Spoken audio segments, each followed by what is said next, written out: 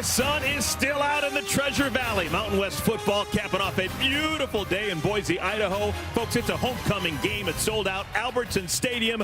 We've got the Utah State Aggies taking on the 21st ranked and red hot Boise State Broncos. Glad to have you along for the ride, folks. This is going to be a lot of fun. We have a partner, the Renaissance Man, Spencer Tillman. I am Eric Collins. We start with Boise State, and with good reason. The 21st ranked in the country. They're 3-1 through non-conference play. Their only loss was against a good Oregon team. They're a good team right now, but they've got a great player right now in their tailback, Ashton Jeanty. Well, Ashton Jeanty, you reminded me before we came on air, this guy's got long speed. Every time we see him, he reveals a new aspect of his game. We've talked about his balance and all of that good stuff. He's got that in spades. Averages 10.3 yards every time he touches him. If you need a first down, just give it to this guy. He is unbelievable. We're going to see a bunch of him. But Maddox Matson, the quarterback, really is the linchpin in terms of getting unleashed. He has got to attract attention in the run game to allow him the looks that are necessary for him to really thrive. If the run game does not get off track, the bottom line is this: he will see man coverage, and that will allow him the opportunity to have a wider margin for error when he is asked on 3rd and long to throw those passes. It should be a good day for him. Okay, let's switch gears now and talk about Utah State. They're 1-3 on the year, Spencer, but that was all non-conference. This is now Mountain West play. Everything old is new again. And they have reason for optimism because they do have a quarterback they believe in. He's the veteran Spencer Petras. Well, he's been around a long time, the former Hawkeye, right? He's here as an Aggie now, different uniform, but the bottom line is this: those 7 years of experience, 6 technically on the field, will come to bear if he can get unleashed with his tight end. He's got 3 key positions that he needs to be successful. Brock Lane is a tight end. We don't know if he's going to play. If he doesn't, you're not going to get that triune effect. You're not going to stretch the middle, you're not going to stretch the vertical routes, and then the underneath with the run game. If he doesn't have that, this game is on his shoulders. Heretofore, he's been more of a steward of the offenses he's been asked to lead. He cannot succeed in that title today. Let's do it. We've got a Mountain West Conference opener. We're going to call it a lid lifter here in Boise, Idaho. We've got the Aggies. We've got the Broncos. We'll kick it off in just a moment.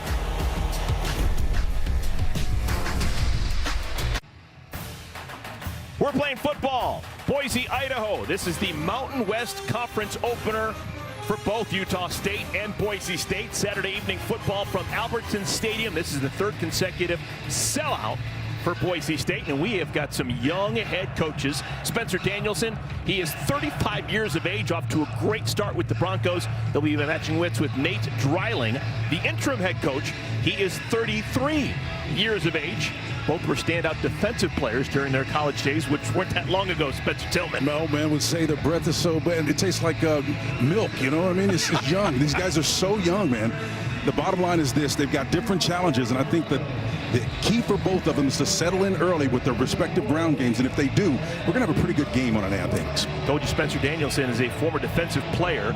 Boise State won the toss, and they elected to go on defense first. So Utah State's going to start with the football, and we're actually going to have a return. Jalen Royals. And Royals gets it out to where it would have been spotted if it was a touchback. It's one like that. Yeah, one way to help your offense get your starting wide receiver involved in special teams. That's pretty good decision. Okay, we got the 24-year-old Spencer Petras. He'll be running out. He'll be the quarterback. He spent his off week last week. They had a bye, did Utah State. He spent his bye week hanging out with the Bison. He was at Yellowstone National Park for the first time in his life. That's pretty amazing. What, about a 3.5-hour drive from where he was? Sure. Iowa transfer. Missed a couple of games with an ankle injury back in the month of September, and he's going to go down. That is Ahmed Hassanin again with a sack, his 5th of the year. You get ready for that, because that boundary end 91 is going to be all over the place, partner. He's outstanding, he's consistent, and that's one of the things they've got to contend with. Again, Petras has got his eyes upfield. One of those 3-quarter field concepts. He's got to come back. He's got to realize that fuse is going to be really short for him. He's not going to have a lot of time to reset. It's a loss of 3.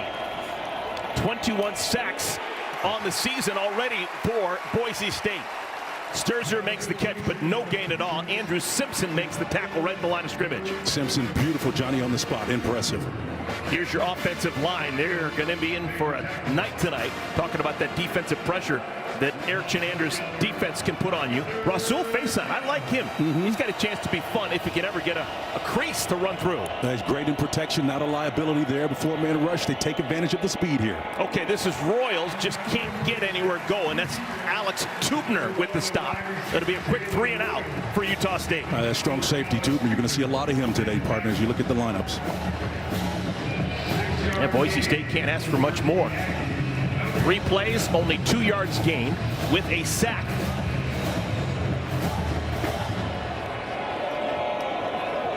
Stephen Katsunli will punt it away.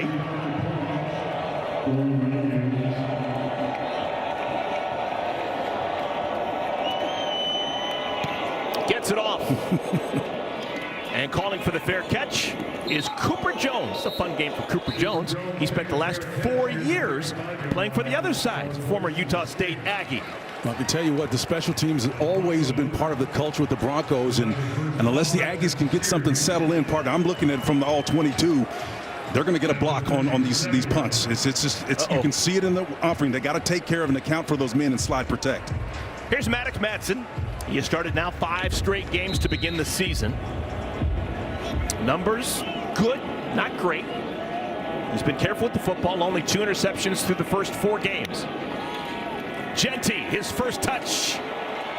And typical Ashton Genty. Look at him go! You can't bring him down! Is he? Yes, he will! A touchdown, Ashton Genty on his first touch. How incredible is this junior Ashton Genty? 63 big ones. Well, Lauder is the guy that really put the job in here. You're going to see him come around the outside to the left and to the right. He's going to be the escort, right? Put it in motion and watch him if around, and he gets a nice little shield block. It's not a devastating block, but it's just enough to get number 2 around the outside. And again, didn't have to use the tap-in speed. He's got that ball seated in the proper hand. You've heard me talk about it at nauseam. That leaves the left hand free to fend off that last would-be defender. Outstanding job. We were talking in our meeting before the game, saying we got 316 yards. He's the all-time leader through 5 games. Didn't think it was going to happen. It might. What a start for Boise State.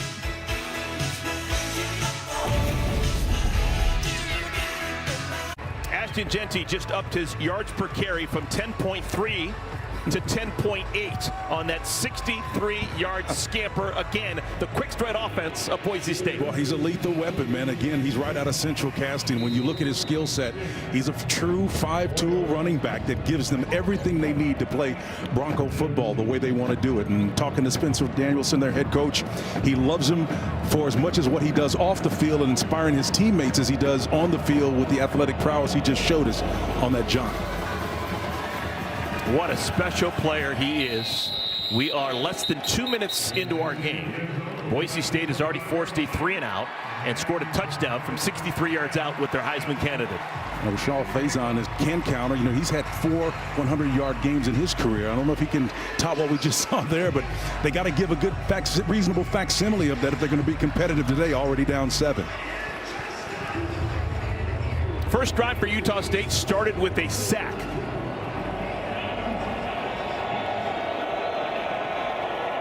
Rasul Faison, number 3 in the backfield. And he is thumped. That's the combination of Simpson and Hassanin bringing him down.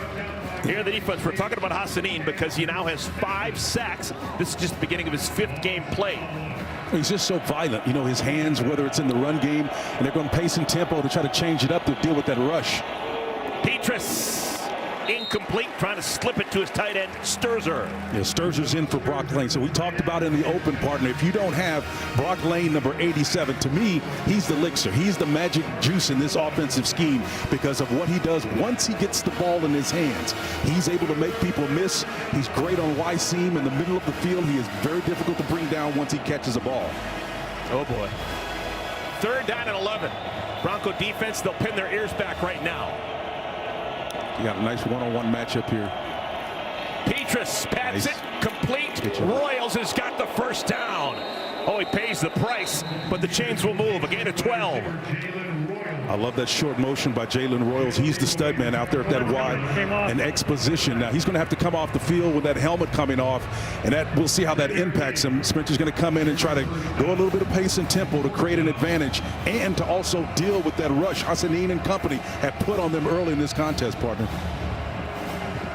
And you do wonder, though, with this pace that they want to play at, it's just going to be more possessions for Boise State and their potent offense. If they don't move the chains, you're absolutely right. So that's the downside of trying to go pace and tempo. You must convert on third downs. That's one of the keys to the game as we unpack that with this coaching staff. They know they've got to get first downs. Oh, did they mark it short? Oh, they marked it short, wow. So it's 4th and 1. And Utah State's going to keep the offense on the field. I think they're going to give them to him. Yeah, they got to give that to them. Okay. There it is. So after a little bit of thought, they will move the chains. Yeah, the ball's right on the line to gain. So. Okay, fresh set of downs for Utah State. Faison, nice. Positive yards, still on his feet, out to midfield. That's what he can do. It's a good player. Yeah, and you know, when you're in traffic like that, the ability to spin and get out of those tight corners and not give anybody your complete body, that's what Faison does. And I love his presence of mind to wrap that ball up when you're in that mix. Designed quarterback run to the 24-year-old Petrus.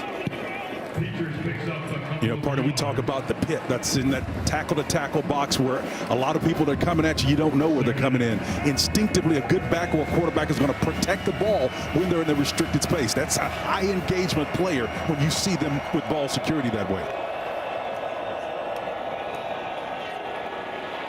And nowhere to go. Nowhere to go. There are 4 Broncos lying in wait. Hassanin, the first man to get there. Boy, he is so active, man. This guy right here is quick as a hiccup. To be as big and strong as he is 6'3", 271. To move laterally like he does, he reminds me of J.J. Watt when he was in Wisconsin. Wow. The ability to come down with the consistency that he does. And I'm surprised they're not moving him around a little bit more. I think they're settled with what they're doing defensively. Eric Shenander knows defense, man, but he's got a special kid right there. 3rd down and 7. They need to get to the 41. Quick hitter. It's complete. That's Faison out of the backfield, and he's nowhere close. Open field tackle made by McCoy. Yeah, McCoy was great. You know, I love the way he angled and came in because he knew he had backup behind him. Just understanding the structure of your defense and what you're called to do. You know, a lot of players don't know the structure of what's behind them, and they take poor angles, and they leave themselves vulnerable. If the guy gets away, he's probably going to go for a big gain. Okay, let's see. A little bit of a dicey situation here. Spencer, you mentioned that Boise State had a bit of success rushing the punter last time. Yep, they got to get that edge guy. If they wanted to come after, they could have. Jones tackled right after making the catch. And we will take a timeout. 42-yard punt, 1-yard return. When we come back, Ashton Jeanty and the Broncos with the football. 4 minutes and 27 seconds into our game. It's a 7-0 lead for Boise State, currently ranked 21st in the country. This is the Mountain West Conference opener for both sides. Boise State had the ball for 1 play, 63 yards to pay dirt for their stud, Ashton Jeanty. 1 play versus the 10 for Utah State. Boy, wasn't he an impressive run, man? He's outstanding. Jeanty, the deep back. 8 yards behind the quarterback, Madsen. They give it to him, and somehow he's tackled. A gain of 1 yard. Let's take a look at the offensive starters for Boise State. New center today. Jason Steele had been getting playing time backing up Zach Holmes. He's going to be the starter today. We've already seen what Jeanty can do. We have good news for the Broncos. Latrell Caples didn't play a week ago. He may get in the mix at the wide receiver spot today, but he does not start. It's Chase Penry getting the start for the 2nd consecutive week. He got back on. Nice dip. Madsen is crunched He picked up 3 and took a blow. Well, I'll tell you, Sloan did a wonderful job. He's in Blaine Spires, the right defensive end position. You see with his hand down, watch him bend and dip that shoulder and get just enough of hands on the Maddox there on his ankle to bring him down. He perhaps may have been coming down anyway, but that certainly didn't hurt in the effort. Populating the ball. All those white jerseys around it, that's what you need to do with number 4. Cover him up on the back end. Let the back end and the front work in tandem to limit number 4's production. Official time for potential injury. Okay, this is just to look in on Madsen, who had 2 defenders come flying at him. It looked like he didn't take the brunt of the blow, but he's going to be looked at. Yeah, the injury potentially status withstanding. He's going to probably come out one play anyway, but this is the situation I really want to see him in, those 3rd and long scenarios where he's got to pass the ball. And with it backed up, that actually adds more intrigue to it because I want to see how effective he's going to be. You know, Dirk Coller's a great offensive mind, but again, you got to work within the parameters of what your quarterback can do. And I want to see him in those situations to define his full breadth and width of his game. So the backup, Malachi Nelson, the transfer from USC. Remember, this is the ballyhoo prospect. Many publications considered him the best quarterback in his class 2 years ago. 5-star from Los Alamitos, California. Injury timeout for number 4 by Boise State. I'm going to sit out of play. They sit out more than a place going into that tent. Will the clock operator please reset the game? Malachi Nelson got his most extensive playing time a couple of weeks ago in the blowout win against Portland State. 3rd down and 6. Line to gains the 20. I love his skill set, partner. He can run, he can throw the ball. We'll see if Dirk Cotter lets him loose. Nelson had his arm hit and he's brought down. Lawrence Falatea does a wonderful job of collapsing here. This is the one thing that the young quarterback cannot do. Hold on the ball too long. He comes to the front, then back, looking for his 2nd and 3rd option, and then the pressure comes down on him. That's what you're looking for right there. In these replacement positions, defensive end, the Aggies have got to find consistency there, and then they'll give their offense more opportunities if they can be that successful. That's more like it for the Aggies. After getting blitzed to that 63-yard scamper by Genty the first time, this time they get a 3 and out. Catching it on the run, this is Davis. Kahanu Davis taking that football. Okay, when we come back, Utah State, they've got a good offense. Can they get it in gear here on the road against Boise State?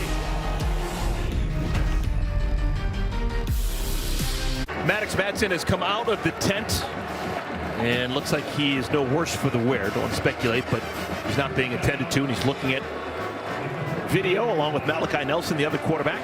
It was a 3 and out, though. Boise State has to give it up, and great starting field position on the plus 44 for Utah State. 3rd possession for Spencer Petras and the Aggies. Faison gets to the edge. Faison pushed out of bounds. That's a good gain. That's how you start a drive. So you asked me who these running backs look, and I kept coming back to Edgerrin James, and we were just talking about Ashton, but this guy right here has kind of got that too. With the locks flowing, he kind of, it's like water. He flows through the defensive. Faison.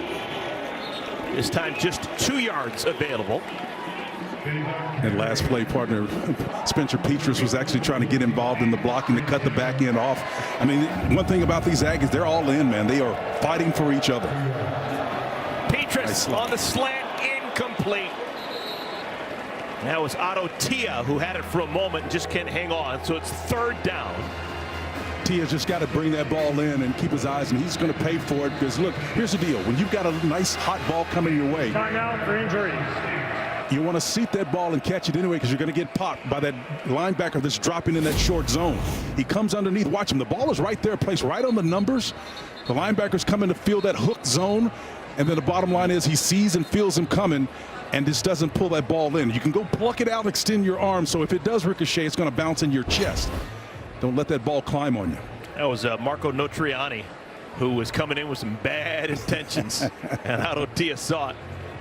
And Nocherani will be asked from time to time to drop from the linebacker position to cover those short hook areas. And some of we've seen it with the University of Houston a couple of, actually last week, we saw defensive ends dropping in short zones to cover streaking tight ends. Man, that kind of stuff is really creative, and you don't expect them to be there. But as a receiver, your eyes are trained on everything that's inside. You got to take a peek, understand it's coming, and be prepared to take that shot. Third down. Aggies trying to take advantage of this great starting field position. They're going and this is look here, 5 verticals, all receivers out, empty back, and got to get this ball out. Just a 4-man rush. Underneath, bobbled and caught, but well short of the first down marker. Jack Hastera. Do you go for it on 4th down, or do you kick a field goal? Well, you know, I think it's 4th down here. You have nothing to lose. You're on the road, right? Oh, there's a flag down. Offsides. Number 4 defense. 5-yard penalty. Remains 3rd down. Rodney Robinson. Well, these guys have got to understand where they are on the field. Again, you're up by 7, but you cannot create these kind of mistakes and allow Utah State to stay in there. Listen, the narrative so far, I don't think there's a program that has been hit harder by the portal, more issues off the field than Utah State has this year. But they're overcoming, and the longer they stay in it, it's the crucible of those experiences that will build the character, that will keep them in a game like this that otherwise they should be out of. 3rd down and 3 after the penalty. Petrus. Nice field. Goes down at the line of scrimmage. Hassanin in the mix. Don't know if that'll technically be a sack. He got back to the line of scrimmage, but it's going to bring up 4th down. Well, Hassanin and company brought tremendous pressure, but here's what I like, partner. When you see him come up and then get in here and step up just a little bit, just being mindful where that heat and pressure is coming from and getting as much as he possibly could, that was a very workmanlike response to a very difficult situation. There's experience coming in. We've got a new kicker for Utah State. This is going to be Tanner Cragen to attempt a 36-yarder. He's replaced Elliot Nimrod just this week. Cragen gets it through. Field goals have been a roller coaster ride this year for Utah State, trying to settle things down. Cragen brings home 3. We've got a timeout in Boise. Back in a moment.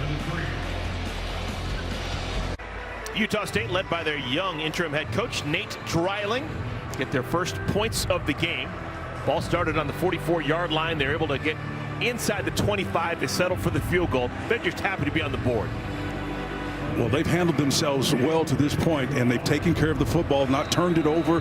That's important. It was one of the keys to the game that they talked to us about, and they've done a fine job of that, and then converting on 3 points to score to make this interesting early.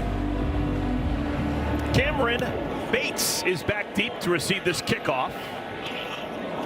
And he'll stay in the end zone. I think he had some big dreams until he couldn't come up with it cleanly. All right, who's going to be the quarterback for Boise State? Well, whoever it is, and you can see it's number 4, and so he's back in. Madsen did a wonderful job of just shaking that thing off and coming out and being there for his teammates. But one of the things I'm picking up right now, whether it's the return guy not handling the ball properly and things of that nature, high engagement levels, you don't see those kind of small mistakes happening. Boise State has got to be concerned about what the pace and the tempo of this game is going right now from an execution standpoint. You have to have higher levels of engagement. You're at home against a far inferior opponent. You should be putting them away. Play action. Madsen. Dart. It's complete. Catch made by Latrell Caples. Welcome back. Caples didn't play a week ago against Washington State. That's a gain of 14. Well, that's what you want if you're Madsen. You've got great protection and it's zone coverage. Everybody's not manned up. All you got to do is just throw it to a spot. Genty's got it. Genty's running behind a rejiggered offensive line. For those with the discerning eye, we actually have brothers up front for Boise State playing next to each other. You got the starting center today is Jason Steele. To his right at right guard is Jake Steele. How about that? Yeah, that's impressive. Malik McConaughey, by the way, showed us how to stop Genty, man. That's a form tackle on that previous play. 2nd down and 5. They fake it to Genty. Should be good enough for a first down. It is. First catch for Cameron Camper. Camper's had a really good start to his Bronco career, coming over from Indiana.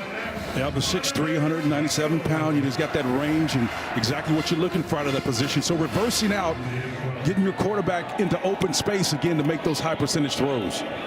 Genty usually makes the first man miss. This time he didn't. Clyde Washington hangs on for dear life. Big Clyde, I love him at that middle linebacker position. And Dean's back there with him as well. They've got some guys that are making some plays inside and sure tackling. That's what they need to do against Ashton Genty.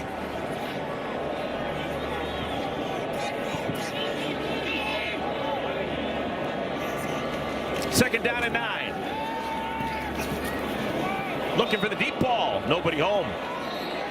The route was snipped off, and it'll be third down and 9. I'll tell you, partner, the replacements up front for the Aggies are doing a good job with that defensive front. They've got 50%, and there's a flag down. Make it third and 9. They've got 50% of that front that's been out for various reasons and 2 substitutes, and they've been consistent with their pressure. And Miguel Jackson not in uniform. Colin Vaughn, both starters not in uniform. So Isaiah Bruce and Kean Sloan both getting starts against one of the most potent offenses in the country. And they're getting help on the back end, too. Personal foul, roughing the passer, number 10, the defense. 15-yard penalty, automatic first down. Gabriel Iniguez called for the roughness. I'm all right with that. You know, you don't want to see a player get hurt, but I'm all right with the aggression, right? Your helmet is up. You're not trying to butt through to the quarterback. I love the fact that you're marrying the back end with what you see up front. There was absolutely no one to throw, so the cap was put on the back end. The coverage has put a lid on this Boise State wide receivers right now. John Brez Dubar into the game for the first time to spell Genty. Setting up the screen to the tight end. This is Lauder. Lauder's had a great last couple of weeks, and he's down to the 5. Well, the old wily Dirk Cotter, offensive mind, former head coach, Atlanta Falcons, Tampa Bay Buccaneers, Arizona State. He's been around a lot of places, including here in a previous iteration. But he says you got speed on the edge. We're going to take advantage of that. A little screen action for you.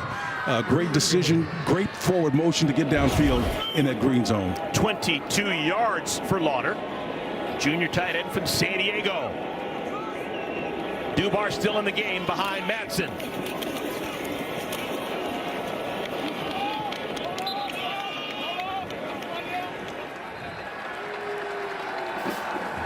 A little bit surprised that Dubar's in the game, not Genty, considering that Genty's got 14 touchdowns already this year.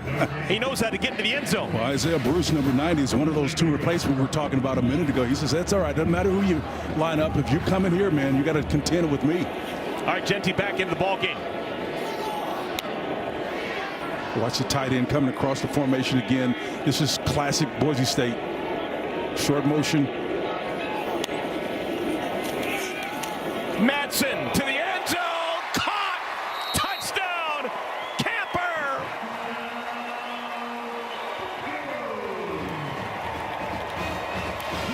Cameron Camper's second catch of the drive. Give him 6. And you're saying what made this play work? Really, it mirrors exactly the run play that they showed us earlier. Short motion comes in instead of the cross the formation. The tight end stays front side, leaving a one-on-one matchup. Camper takes advantage of it, turns his body in for a slant. There's no way you can really defend that. And all you're asking your quarterback to do there is just to be on point and on time. Dalmas got his legs taken out after hitting that extra point. 7 plays, 75 yards, 2 minutes and 59 seconds off the game clock, and it's the first passing touchdown of the day. Madsen to Camper. I love this action. I love the mix, and I love the way Dirk Cotter mixed things up with the screen to kind of take advantage of the rushing pressure that off the edges that we didn't think was going to be a factor. Turned out to be, but you got to have answers, and that's what the experience is coming in through now with Dirk Cotter. He says, I've got answers for you. You got to present the problem first, and they did, and he responded. So we were actually worried about Maddox Madsen had to leave for a play, the last drive that Boise State had the ball, but he comes back out. And he's perfect on the drive and ends up with a touchdown pass for Madsen. It is touchdown number 8 against just 2 interceptions on the year. Well, one of the characteristics, attributes, if you will, that you want from a starting quarterback is that staid disposition, right, to be consistent. The greatest ability is predictability. If I can depend on you, then I can have a sense of how this game should fold out, and I can trust you. And that's one of the things, I think, is why Dirk Koetter likes him. There's a lot of reasons why he does, and I think it's part of his personality to want to mold guys and not allow the wave of excitement behind a young freshman, you know, he's got behind him, to be a difference maker and to decide who's going to play quarterback here in our culture. Going to be a touchback. The ball will be taken out to the 25-yard line. Well, tomorrow it is a huge day of football on Fox. 1 Eastern, the Browns are going to take on rookie sensation Jaden Daniels and the Commanders. Or at 4, Kyler Murray and the Cardinals going to take on Brock Purdy and the Niners. Check for the game in your area only on Fox and the Fox Sports app. And it almost seems like we're watching an NFL game right now, because the uniforms that the Boise State Broncos are wearing look like the uniforms that the Denver Broncos used to wear all the time. You reminded me of John Elway and Steve Atwater and all those guys as part of the Orange Crush. Yeah, outstanding, man. That's good time. Love that throwback. Petrus, quick hitter, out to Royals, gain of a yard. Royals had a big 14-yard catch a couple of drives ago. He's their main weapon. Already close to 300 yards through 4 games receiving. Had 10 catches a week ago, or 2 weeks ago. Remember, they had a bye last week. Had 10 catches 2 weeks ago against Temple. Petrus has to get rid of it. Threw late and high in the direction of Royals. Jeremiah Irby, the boundary corner. He will be on that side that's really the shortest side of the field on most cases, but he did a wonderful job of closing. And in that previous play, it was another outstanding job of closing fast after the ball was released. And right now, they're covering like a blanket. Spencer Petrus must have some significant watch. He has got a big tan line on his left wrist where his watch is supposed to be. He's not wearing it right now. Deep pressure. 3rd and 9, caught, but short of the line to gain. That's Otto Tia with the grab. It'll bring up 4th down. Well, the pressure's going to come right down through here, partner, and it nails it right on the shoulder. It was a nice pop, but he stood in there and took it. And when you see that pressure coming, this is what we call a faux switch route. And you're not going to block the guy. You just give him your body as if you are, hoping he'll slow down and that underneath route will clear. Great intentions, but again, the pressure sped all of that up. Kotsunley will punt it away. This will be the 3rd punt of the quarter for Kotsunley. Cooper Jones, the former Utah State Aggie, is back deep.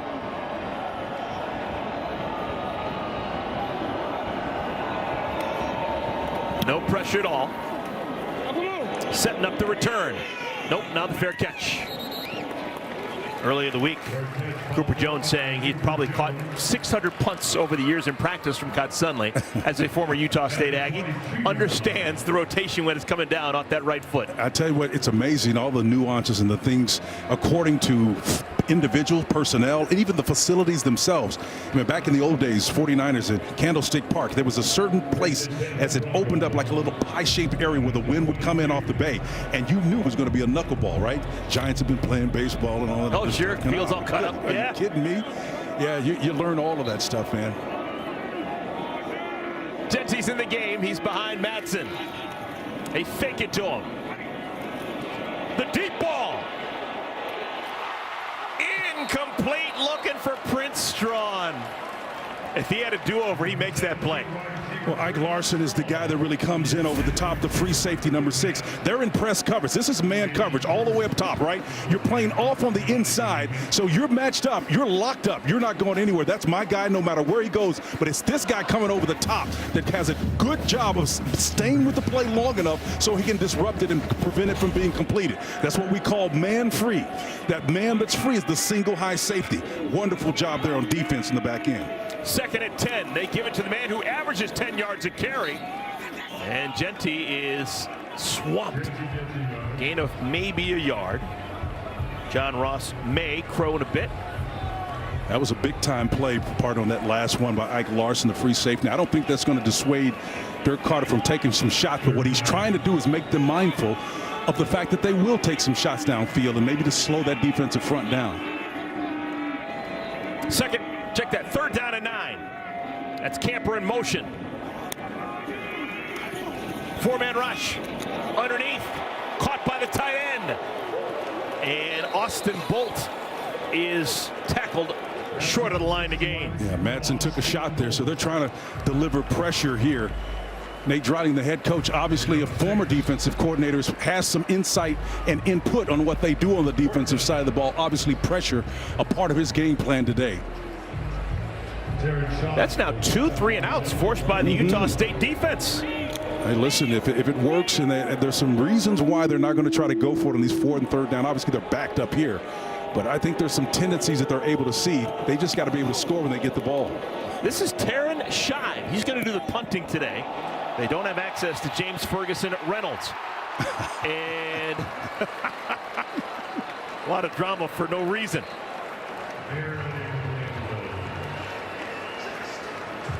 So Shive, welcome to the ball game. Ruling on the field is a touchback. First down. It's a touchback, Utah State ball. Well, Jeremiah Irby was trying to get down there, right? 71-yard punt. He had to haul to get after, right? A net of 51. But I think the impressive thing about it, these guys are getting after it, understanding where they are in the field, and it's good to see them, that engagement level increase. Because I think in the special teams area, I don't know if Boise State was dialed in early. Had a drop on the punt return and end zone one time, and just needed to dial in a little bit. 51 yards on the nets after the touchback. Ball's at the 20. Faison pushes the pile forward to the 25. I really like the way Faison just really finds in the voids in there and just kind of spills into plus yardage, right? He's got 4 big guys in his face, but he just slides in there with the grace and the ease of a seasoned back. Herbert comes, the nose tackle, big, intimidating guy. He just slides right past him. Keeper, and Petrus picks up 2 before Andrew Simpsons makes the tackle. It'll bring up 3rd down and short. Final minute of our first quarter. That was a great job of doing the mesh on that particular play, of pulling that ball out and not allowing yourself to take it and give that defensive end a bad read. Utah State just 1 out of 5 converting 3rd downs. Trying to get to the line of scrimmage and check with me, right? We're going to call 2 plays and we're going to discern what we're going to do. Petrus slobs it out for Royals. That's some great fight. That's a great fight for Jalen Royals, and he'll get the 1st down. 2nd catch that's resulted in a 1st down for Royals, and that may be the final play of the first quarter. Let's see how quickly Utah State wants to play this. We've got 19 seconds. They're going to try to get it out, and nice. Faison tackled by Braxton Feely. And now we're under 10 seconds remaining in our first quarter. See, that's always left me scratching my head. If you're going to run inside zone and you got 19 seconds, why even run the inside zone? Take a shot or something. They get that off? Yep. They did. Good golly. Hurry to do that. It's caught. Oh, it's dropped. The ball slipped through the defender's hands, and Kyrese White dropped it. There is a flag down. I was just getting ready to say Kyrese is the other opposite of Jalen Royals at X of the Y position in their scheme. Those 2 wide receivers are the guys that they rely on to make big plays. You can see 23 coming across the formation. Again, underneath that coverage. It was Notriani, who had 2 hands on it. Couldn't hold it. And the ball lost a lot of spin and rotation, and it slips through the fingertips of White. Triani with that 53 and that kind of Bronco thing reminds me of Bill Romanowski. Illegal substitution on the defense. 5-yard penalty, remains 2nd down. That is the end of the first quarter. Well, you play quickly, and teams make mistakes. Sometimes your team does, sometimes the other team does. So a break for Utah State. We played 15 minutes in Boise, Idaho. It is a 14-3 lead for the Broncos.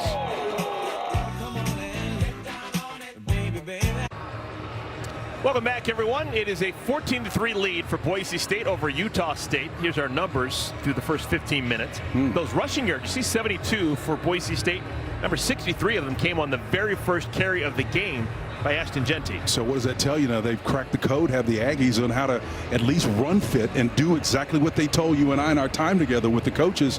They have to have great run fits. We have to be able to tackle well. You haven't seen that kind of hallmark 2nd and 3rd, 4th effort after contact that Ashton Jeanty is known for. They've done a fantastic job with that, partner. Shelton Newton, as you can see, not playing today. It's going to be even more. For further review, the clock expired prior to the play. Therefore, there is no foul for illegal substitution. It will be second down. All right, you just heard our referee, Michael Catone. Remember, we went to break telling you that the final play of the first quarter, there was a legal substitution by Boise State. Wiped that away. So what we have on the screen is correct. It is second down and 9. Second down and 9 for Utah State. Rasul Faison makes the first man miss, and he is close to the line to gain. He is spun down by Ty Benefield. Well, Faison is so subtle, man. He waits to that last minute. I want you to see the hesitation, pause, and a little shake leg, and you leave a guy open for it. That was McCoy. That was the real McCoy on that shot there. He gave him a little jake leg and just went right around him, and you got to be able to keep him between yourself and the boundary. Petrus has a man. It's Royals. He's got it, and he can waltz into the end zone. Biggest play so far for Utah State. It's a touchdown, and they're right back in this game. I'll tell you the experience of Spencer coming up. You got a little bunch formation right here, right? I think he's going to come in that last guy, one in the little bunch formation. He comes out of that and emerges on a vertical route, gets right behind that top receiver, and then it's man on man, man. And that ball is placed exactly where it needs to be. And if you're getting anything out of Spencer Petrus, it's the accuracy and the experience to know how that, what we call a teacup formation, is broken up. Patience, man, in the run game, the throw game, set that up big time. 59 yards on the throw, catch, and run. The extra point made by Cragen. Wow. And it is a 4-point game.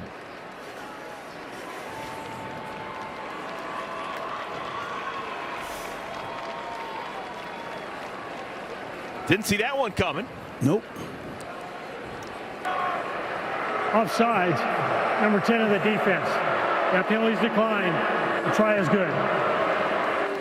Utah State, Spencer, all season long, they've actually put up decent numbers in terms of yards per game. 428 yards per game they average. That's good. They just don't score a lot. They have trouble in the red zone. Sometimes they turn it over. They only average 21 points per game, which is not really commensurate with the amount of yards they're getting. But they do have explosive offensive players who are capable of what we just saw. Well, we talked about in the open, we were speaking in terms of what the Broncos needed to do. This is exactly what the Aggies have done. Their run game has been surprisingly effective. Faison has done a wonderful job attracting individual attention, which necessitated an extra defender down. Now you've got man-on-man coverage, and that's what they've been able to exploit. We were thinking that the Broncos would do that, but I'm telling you, Aggies have their own similar plan in mind, and it's worked to perfection. Been patient and found the long ball. Big time. 30 seconds into our second quarter. It's a 4-point game. Give Kyle Cephalo, the young offensive coordinator, some credit, man. He's dialing up some long stuff. Elliot Nimrod, who had been the everyday kicker for Utah State, is now just kicking off. He's got a big left foot. Arkansas native.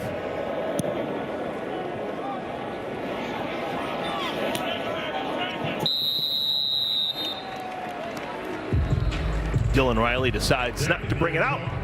And here comes Boise State. Spencer, I want to ask you. You got an Ashton Jeanty, maybe the best running back in the country today. First time he touched it, 63 yards. He's only had 4 more carries since, and the quarterback, Madsen, has thrown the ball 6 times. Seems like maybe Jeanty should be more involved getting the football than throwing the football with Madsen. Well, I hear what you're saying, and again, I think you're right to some degree. I would just say this, in the overall scheme of things, sans that one big run off the top of the show, how many times have you seen them poorly tackle or the run fit's not there? Maybe they don't see an opportunity to exploit that. Got it. I like that. Oh, look at Jeanty go!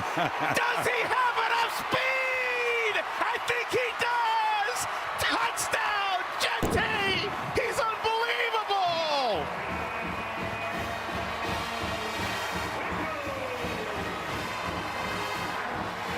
I've run out of words. Ashton Jeanty is a stud. said it, ask and you shall receive. ISO right off the right side. He makes one guy miss in the hole and then uses the stutter step to freeze him and just puts everybody in their back hip and walks away from him. No catching this guy right here. Malik Bakanako was the last dash effort in the back end along with J.D. Drew, the field cornerback. And you're talking about long speed? He's got it right there, man. That guy right there is quick as a hiccup and he can burn you on the other end. That is now his 4th 70-yard touchdown in 5 games. Just incredible.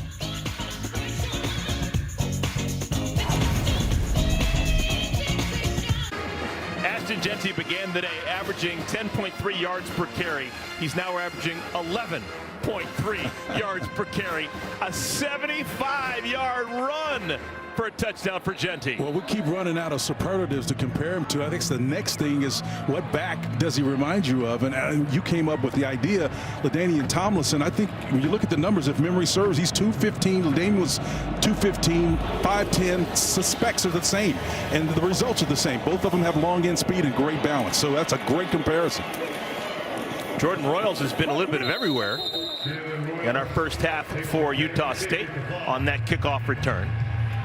That is now the 4th 70-yard touchdown run of the year for Ashton Jeanty. And that's just one aspect of his personality. You know, Spencer Danielson, the head coach, was telling us in practice last Tuesday, one of the receivers that was in a backup role makes a great catch, and he sprints down and says, hey, that's what I need from you every single day. To see your top player admonishing and encouraging that way is impressive. Rasul Faison in the backfield. They go the other way. This is going to be Kyrese White, and White picks up 7 yards on first down. Herbert Gums nose tackle. I don't know how he got back in there, but he made White pay for it, man, with a nice little pop. Golden pace and tempo. They got a nice fan block over here. That's where the protection is coming from. Play action on second down. Petrus throws a good ball, but just a little bit too long for Royals. That ball was perfectly placed. It gave Royals about 1.5 yards from the sideline, and that's what you're looking for, that placement, that accuracy, that I'm just going to be candid with you, that I've not seen necessarily in the aggregate of his plays from Maddox Madsen. I haven't seen that, but what you're seeing was the experience with Petrus on that to give that receiver about 1.5 yards from the sideline, so if he needs to adjust, he can. Third down. Line to gain the 33.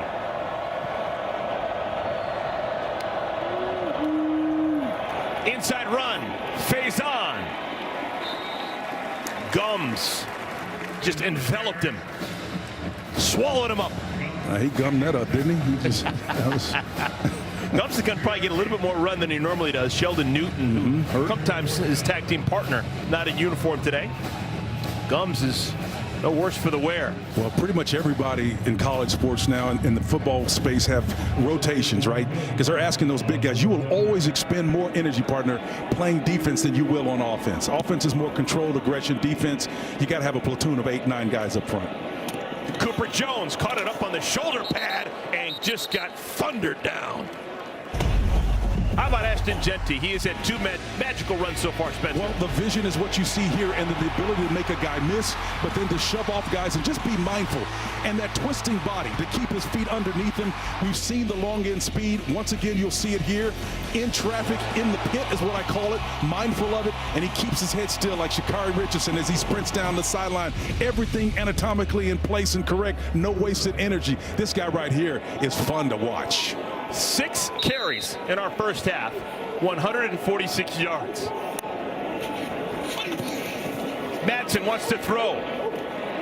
Caught. Out to the 35-yard line is Cameron Bates, just the 5th catch of the year for the true freshman from Mansfield, Texas. Well, Bates is the inside receiver. He's just going to come right down here, right, and sit down in that zone. Nice spot. You don't have to do anything but find the void, split the distance between the 2 closest defenders, and the quarterback has got to be accurate, which he was. Oh, that's a good play. Caught. Strawn. First catch of the day. Pushed out of bounds inside the 45 at the 43. Well, his primary receiver underneath all of that got bumped off as he's coming out of the backfield. And again, that ex-receiver came from that spot, wasn't looking now, but because he was that close to the line of scrimmage, there's going to be no penalty on that. If he's 5 yards down the field, that's a different outcome. But the bottom line is you get your head around it. You better understand where you are on the field. Genty scoots in the hole. He's still on his feet. That's a gain of 9, and there probably was nothing there.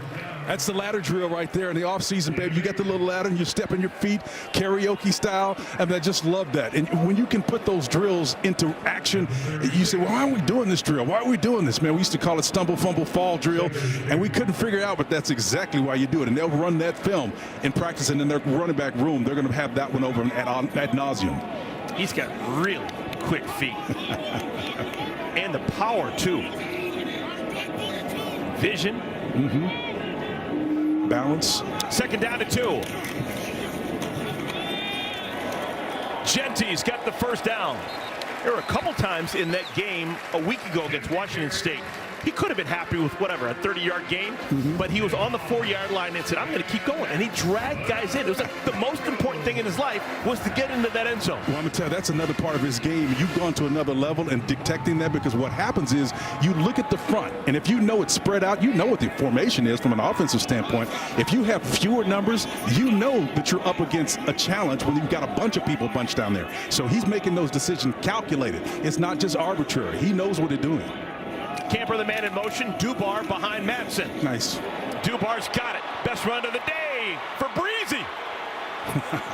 And he's brought down at the 10-yard line. Dubar was a huge get a year ago when he signed. Like water, man. Go where they ain't. Flow. ISO. Get on that path, and then when that water takes you back to the next side, you just flow with it. Stay behind your blocking downfield. Wonderful job of teammates willing to block for you. That's what you want every single time. Outstanding. Just the second game played thus far this year for Dubar. Saw him a week ago against Washington State. Showing blitz.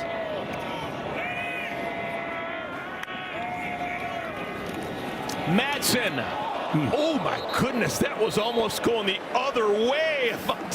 Dickerson, if he could have hung on, that was a surefire touchdown. In our conversation, we talked about before the game, there's some things that I see when you have pressure that's coming, and it was late pressure coming. That ball was high and away. Inexplicably now, why do you overthrow that? That's the question you got to settle down. Is it mechanics? What is it? That's one thing to Dirk Cotter. He's one of the best at figuring that stuff out, but that's what they're going to have to do to pay that off. Still Genty. It's Dubar in the backfield. Camper goes in motion. Pressure. Dump it up to Dubar. And he's tackled at the 4. Good job by John Miller to get there and hold on tight.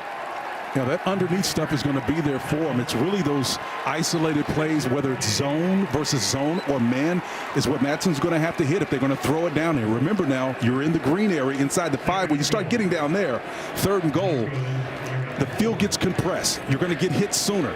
You have less margin for error. All of those factors make the green zone, the red zone, very difficult to score in. And a timeout called by Boise State. Timeout, Boise State. This is their first timeout of the half. 30-second timeout. Now, Boise State, these are super important games very early on in the year. We just finished the non-conference portion. First Mountain West game. But remember, the highest rated conference champion of the group of 5 will automatically earn a berth into college football postseason this year. And right now you got Boise State ranked 21. They're looking really good, but they've got to take care of business. Absolutely, because they have always been on that outside looking in, right, as part of the Mountain West and the other iterations before they got there. They'll be in another larger conference soon, but the bottom line is this ends up being, at the end of the year, a subjective parade, basically, of sorts, or a kind of a contest, if you will. And they've got a beauty contest, so you've got to score as many points as you possibly can so that those subjective lines not going to leave you out. You hate being in a position where they've labored so hard going all the way back to 2007 when they beat my Sooners in the Fiesta Bowl, man. They've earned that thing big time. 3rd and goal. Genty does not have a receiving touchdown on the year.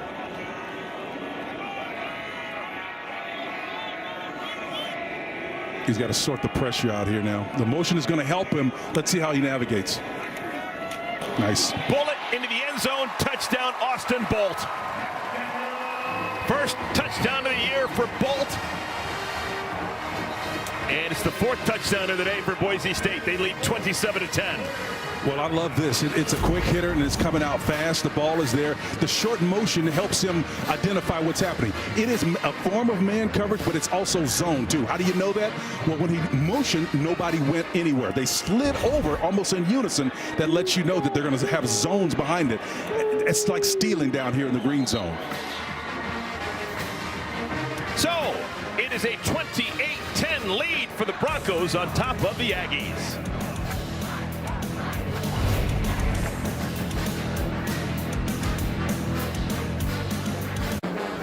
Austin Bolt with the touchdown catch. That's the fourth touchdown already for Boise State as we play our second quarter. Got that Scotch-Irish red kind of glare to him, but particularly shade of green. Came into this game with just 2 catches for 11 yards, but he's been on the field the lion's share of our first half, and he gets himself a touchdown for the first time on the year. For Madsen, it is his 9th touchdown pass of the season. Good to see 2 passing touchdowns, 2 rushing touchdowns. Yeah, good to see Madsen pay that last one off. And man, it's no fun on kickoffs. No. These guys are blasting each other.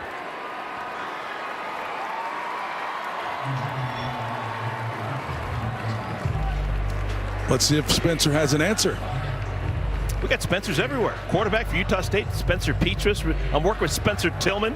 Of course, the head coach of Boise State, Spencer Danielson. Yeah. And you tell me Spencer means dispenser of knowledge? That's or right. Dispenser of resources, wisdom, knowledge. That's what coaches do, man. Very important responsibility. They serve others. Spencer knowledge. First down carry. This is Herschel Turner. We had not seen Herschel Turner today. He's got to get more yards to live up to the name of Herschel. Kind of hard to see him with Hassanin covering him up, man. 91 in there again on the tackle. Turner, true freshman from Richmond, California. That's Bay Area. Lobbing it up, middle of the field. Royals can't quite get it. May have been off the back of the helmet of McCoy. Pass just didn't have enough zip on it. Yeah, I love this. We're going to see it on the back end. It was a nice what we call a scissors twist. Maybe we'll get a chance to see that later in the game. But the bottom line is this. When you got those man-on-man scenarios, that's what you're looking for. Warriors has already demonstrated. You got them mindful of it. And then Eric Chenander on the back end has got to be mindful of it as well. He feels like he's got defenders that can cover him. But Spencer took a shot. I don't blame him. So quickly, it's third down. 3rd and 9. Got a 4-cross look here, 3 deep. Nice. This is Royals. Can he get to the line? Yes, he does. He's got some quicks. And Royals to the 45. He is their best offensive weapon so far today. And the reason he is because that particular scheme with 3 cross in the backfield gave him a nice little cushion in between that next level. And because the rush was not immediate in the face as they try to go pace and tempo here, it helped them out dramatically. The offensive coordinator for Utah State is Kyle Cefalo. His background is wide receivers, and he loves working with Jalen Royals. Ball comes out. It's a turnover, and Boise State's got it. Benefield picks up the loose ball. There's our first turnover of the game. Benefield, the benefactor of, I just think, lack of concentration, partner. That ball comes out, and again, excellent throw by Spencer. He nails him, puts him right there in his hands, and as he turns, he doesn't seat the ball properly. I don't even think the arm got in by the defender to punch it out. I mean, you see them coming at you, you brace forward. That's on the field is a catch, a run, and a fumble. You're right. And that wasn't poked out. It wasn't poked out. Boise State. That was just fumbled by Grant Page.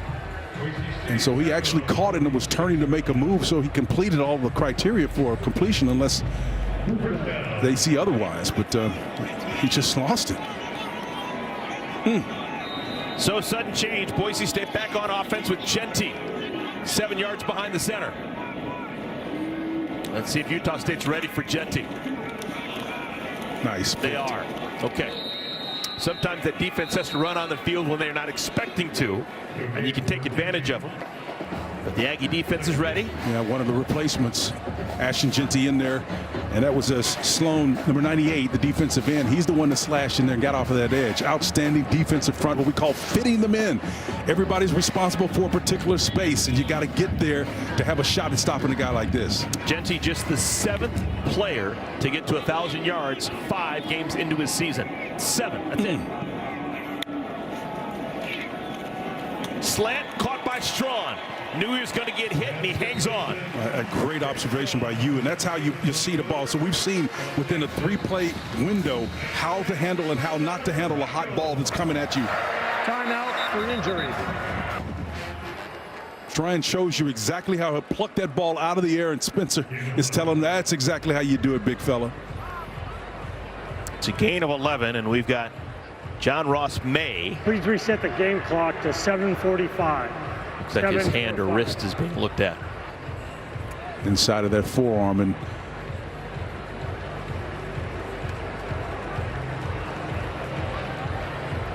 so May able to run back to his bench.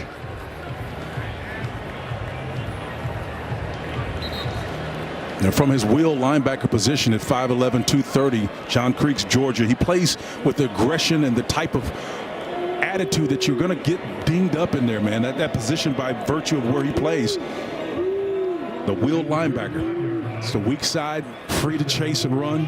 Invariably, you're going to end up getting banged. So it's a first down. Tight end of the game, Luke Voorhees. This is Lauder. And Lauder gets 8 yards on first down. Good job by DJ Graham staying home on that one and playing with leverage and trying to work that clock. Got plenty of time.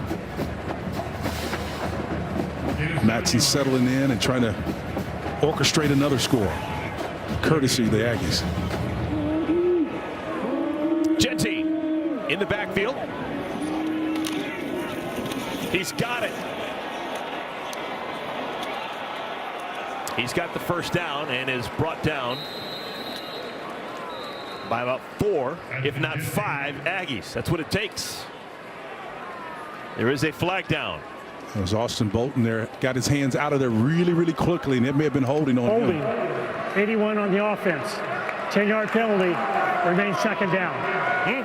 So Bolt had his first touchdown of the year a moment ago, and now he's in the doghouse. Yeah, you can see it. Reset the game clock to 7:04. 7:04. You can see it on the left side of your screen right here. Here's Bolt, right? He tries to let go at the last minute, right?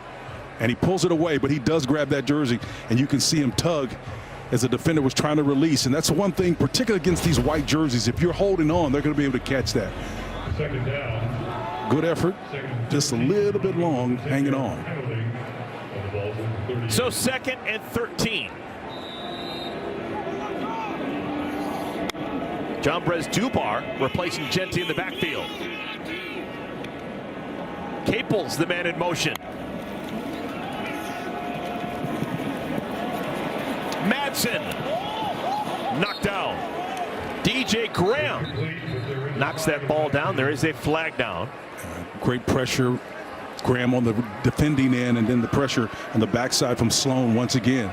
Successive plays putting pressure on Madsen. This is going to go against Boise State as well.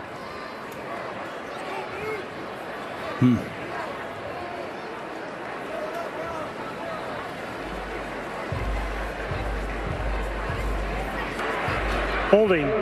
65 on the offense. 10-yard penalty. Remains second down. The right tackle, Hall Schmidt. Well, Schmidt is right here, right? You're on the outside. And if anybody's trying to come underneath you, you're a big guy out there on an island, and it's a two-way go. If you're going to get beat, you want to get beat on the inside and let the guy go outside, particularly if you got a quarterback that can move a little bit. Spencer's not necessarily known for his mobility, but again, you're on an island. It's tough. Madsen caught. Penry down to the 5.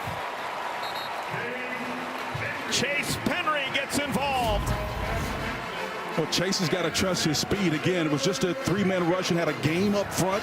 Guys crossing, so there's no immediate pressure in Madsen's face. You know, a lot of time when you see a lot of white jerseys around you, you think, oh, where am I going to go? Just go north and south. Don't be looking for white jerseys to run into. Just so go vertical right up the field. Trust your speed, because that's the shortest distance to where you want to get, and that's the end zone. Biggest play of the season for Penry. It's a gain of 42. Genty already with 2 touchdowns. Bounces to the outside. Genty, touchdown! Just bouncing off of tacklers.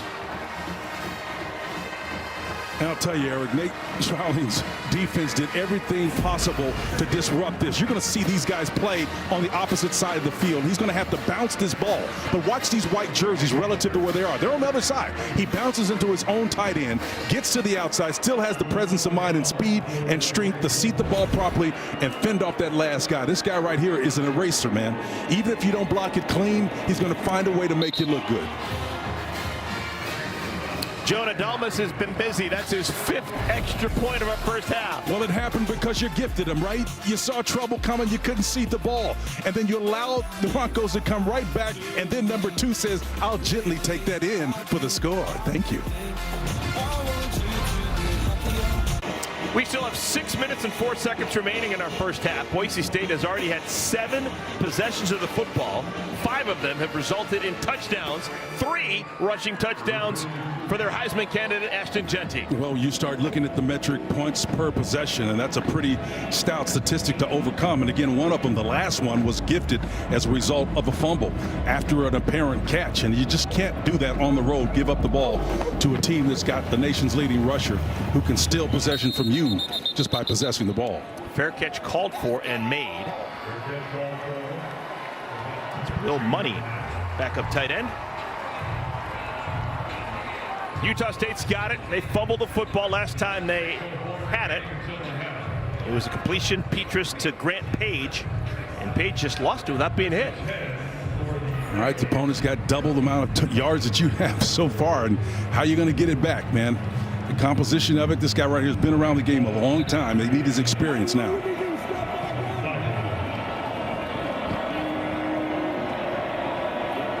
Rasul Faison, 9 rushes, 48 yards. He's in the backfield with Petrus. They got to push the ball downfield now. Faison.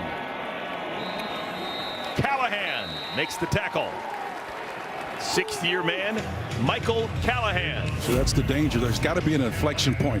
Even against just what technically is a 3-man front, because the 4th has got his hand up. You got pressure off the edge. They've populated the line of scrimmage, and if you try to run into the teeth of that, you're not going to have success. So Boise State is dictating the outcome right now. Slant caught by Royals. Look at that in-and-out move. He's got speed to burn. He's going to get there. Touchdown. Jalen Royals, his 2nd of the ball game. That is not what Boise State wanted to do. It is a 75-yard tutty. Well, just watch this little phone booth move right here against the game inside. Whoop, just made one guy miss, wide open. I'm telling you, the subtleness of this back end has been so impressive today. That was Malik McConaughey on the back end from that safety position. The strong safety had a nice little weak move, put him on the dead leg, and got in for the score. Outstanding. Longest play of the season for Utah State. All right, they've come to play. Yes, sir. Boise State can't run away and hide. Tanner Cragen doing the kicking today. Aces that extra point. And it's now a 35-17 contest. We have got 7 touchdowns and a field goal. And we still have 5:29 remaining in our first half. Well, they've got assets, and here's the thing I'm thinking about. We have not even seen their tight end get engaged, and to me, that is the trigger that opens up this offense. And Brock Lane, or whether it was Josh Sturzer, either one of those guys, if they're able to get them involved, now you've got a true horizontal and vertical threat, and it's impossible to cover that triangle totally. So you got man-on-man coverage, which is what that last play was there. When you can get man-for-man coverage, you can do so much more in this scheme, and it helps your run game. One complements the other. I'm telling you, Boise State has been impressive, but when you start to look at this in the aggregate, you're going to say, hey, we got that last touchdown vis-a-vis a turnover. They gave it to us, and yeah, we converted it. But they've got to be mindful that in the total aspect of how you evaluate your team, You got to come together. Nimrod kicks it off. Dylan Riley. And Riley can scoop nothing but blue in front of him. Look at Riley go. Touchdown, Boise State.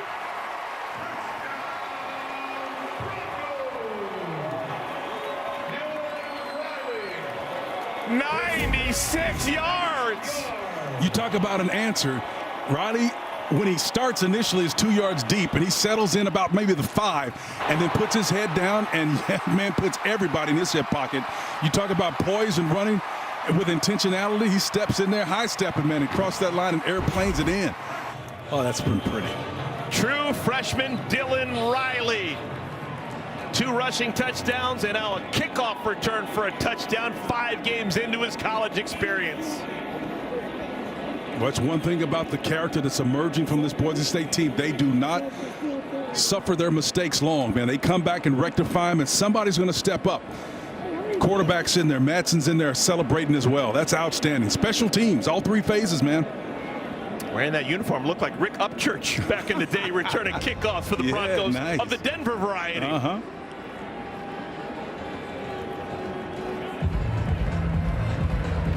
Wow, Boise State's got 41 on the board with an extra point coming for Jonah Dalmas, who has been Mr. Automatic for years now.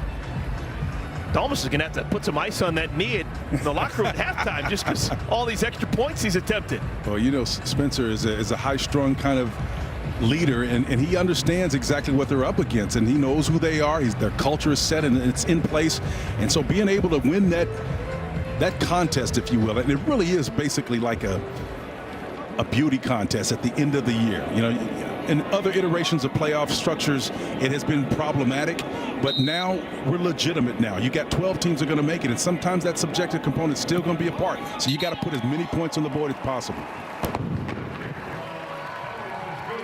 Oh, my. They just come at you in waves at Boise State. It is primetime Big Ten Showdown on Fox College Football Friday as Northwestern's going to take on Maryland.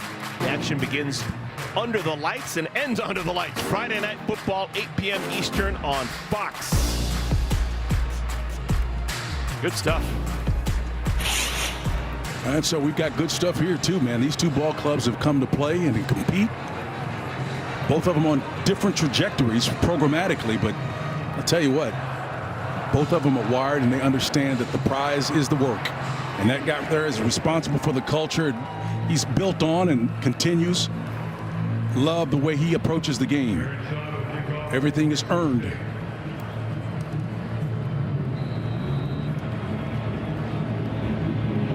Kyrie's White back deep. See if he gets a chance.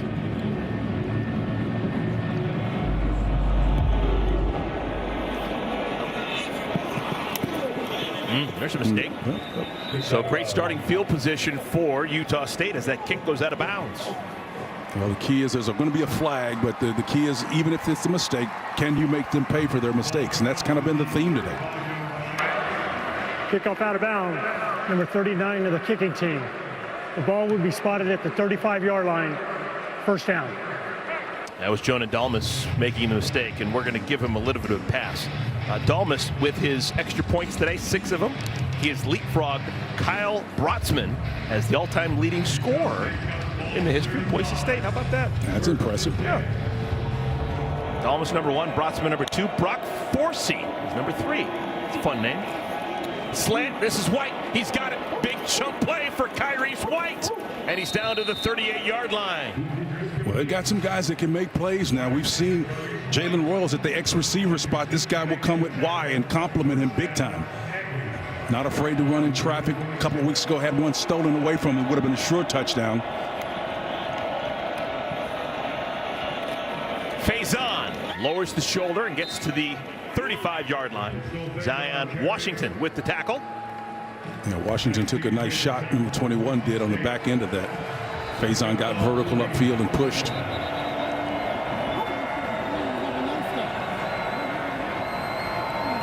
As quickly as Utah State is playing, the Aggies are going to have to stop Boise State at some point. Because Boise State, they're looking at 90. The way that this pace is going and how many possessions they're going to have. Flag down. False start. Number 5 of the offense. 5-yard penalty. Remains second down.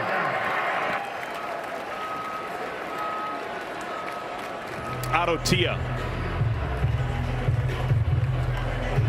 second and 12. Interim head coach Nate Dreiling is 33 years of age with a tremendous opportunity to be a head coach at the FBS level. And I love the way he's attacked this year with all of what's going on before the attrition of players. He's got his focus, man. They get it out to Sturzer, and Sturzer is a load. He gets down to the 32. I love the way that Kyle Cephalo really marries his plays. He makes everything looks like run. You ended up throwing a screen, and you've got a guard front side that's pulling, and all he's trying to do is affect the eye discipline of those defenders to set up something later. It's outstanding play calling. Big play guy, Jalen Royals, number 1, top of your screen. Got empty, 5 wide, 5 verticals. Nice. Slant, this is White. He's got the first down. And gets out of bounds at the 20-yard line. That's the 3rd catch for White, 2nd on this drive. Well, it's a gain of 13. White's going to come here, and we talk about a 5 vert. It's almost like a natural pick, right? You got a guy that's coming up, and that's Sturzer, Josh Sturzer, number 83, the tight end, that just kind of gave a nice shield. We're not going to call it a pick. It wasn't that, but it was man coverage. That means if you can find that mismatch, you're going to find some yardage against man. Faison. No Triani and Callahan combined on that tackle. Callahan's giving me some Carl Mecklenburg vibes. All 6'4", 291 pounds of him. I like that Mecklenburg. It's a big one. Rulon Jones. Ran into him a couple times. Under 3 minutes to play in our first half. Petrus, slant. First mistake of the game by Royals. Yeah, the pressure got to him on that one, and again, got a nice little scissor stun in there. They got pressure in his face. Just a wonderful job of him, number 1, diagnosing the problem and then getting rid of it. McCoy on the back end defending well. They're going to have a real issue in the Mountain West office on Monday morning trying to figure out who's going to be the offensive player of the week in the conference. You got Royals, 7 catches, 181 with 2 touchdowns. You get Genty, 10 for 165 and 3 touchdowns. It's a good problem to have. Got him in man coverage, a single high safety look, so somebody's going to win. 3rd down at 7. They run it. Wow. And it didn't fool anyone. Alex Tubner comes in from his safety spot. It's 4th down. Well, you got the man coverage, but I'm just not quite sure you're moving enough people. If you don't put somebody in motion to kind of get a sneak peek of what the coverage actually is, you don't have an advantage. We've seen Boise run that type of scheme, and they scored on it. It was a zone look that they were looking for, and they were able to diagnose it real time. They're going to go for it. Why not, man? It's in a field goal game. Boise State is scoring in multiples of 7. Utah State trying to keep up. 4th down at 6. Play clock down to 2. Timeout. Why not? Utah State, the full complement of 3. That's the first one. This will be a 30-second timeout.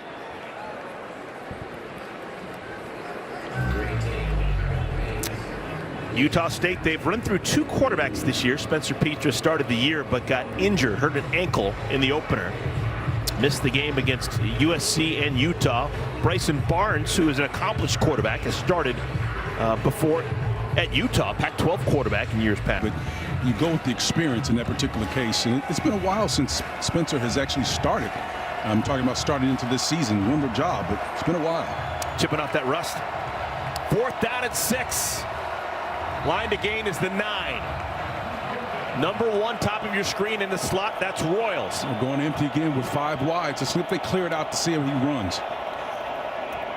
White, no chance. Gums just swallows him up.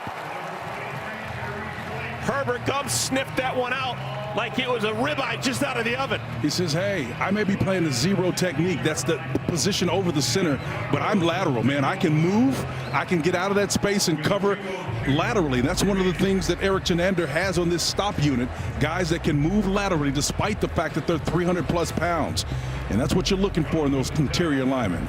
Yeah, we want you to two-gap and stop those guys in the A-gap, but can you add value beyond that? Gums just showed you he could. 5 tackles from that defensive tackle position for Herbert Gums here in our first half. That's a big number.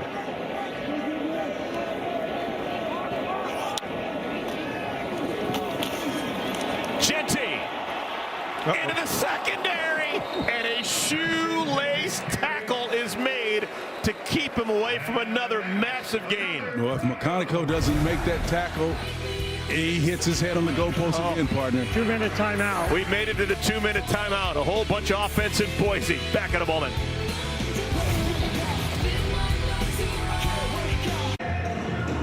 $1:54 remaining in our first half. Boise State has been doing it on offense, not just with Ashton Genty, but also with the quarterbacks, Maddox, Madsen, Spencer, throwing it to basically everyone he has available. Well, that's one way to prevent a defense from locking in on what you're doing, but it also gives you some sense of how much command he has, understanding the scheme overall where he can go to different receivers. I guarantee you, quarterbacks that aren't good at what they do tend to lock in to guys that they're favorites. You notice that Genty was not on that list. They don't really throw him the ball much. Only 6 catches on the year. Prince Strawn has the first down. Clock stops temporarily inside the 2-minute mark. Once the chains get reset, then we'll move the clock. There it is, going again. Boise State last lost against Utah State in 2015. That game was in Logan. Caught. This is Camper. Third catch of the day for Cameron Camper. Now, Vontae Dickerson has covered him. He's in a little tight formation of a twin stack look, and he just waits till his back is turned. Avonte turns and does the poor decision of turning his back. He doesn't have any help outside of him, but he does have help over the top. I'm not quite sure why he turned the opposite direction. Gain of 18 yards for Camper.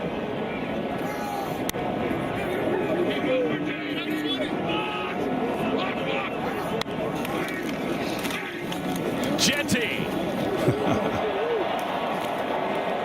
We should mention that Genty is running behind a reconfigured offensive line that has no Mason Rudolph, who was going to be their everyday center, no Roger Carrion, who was going to be their everyday right guard. You've got guys coming in and out of the game, moving different positions, and they still are creating enough holes for him to have otherworldly numbers. Caught! Another catch for Camper. Camper just settled down against that zone coverage, and Madsen had plenty of time. Why? Because there were only just 3 men rushing for the Aggies. The Broncos will be at the 24. 17 more yards for the Broncos. Will the clock operator please reset the game clock to 102. 102. We'll start on my ready. Pennies from heaven for Boise State. Extra time.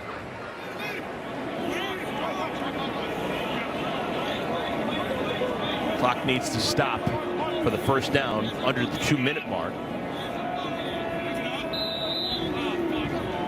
And then it moves again once everyone's set and the chains are where they need to be. Madsen. High and outside looking for Lauder. Tight end Matt Lauder, the intended receiver, incomplete pass. Second down.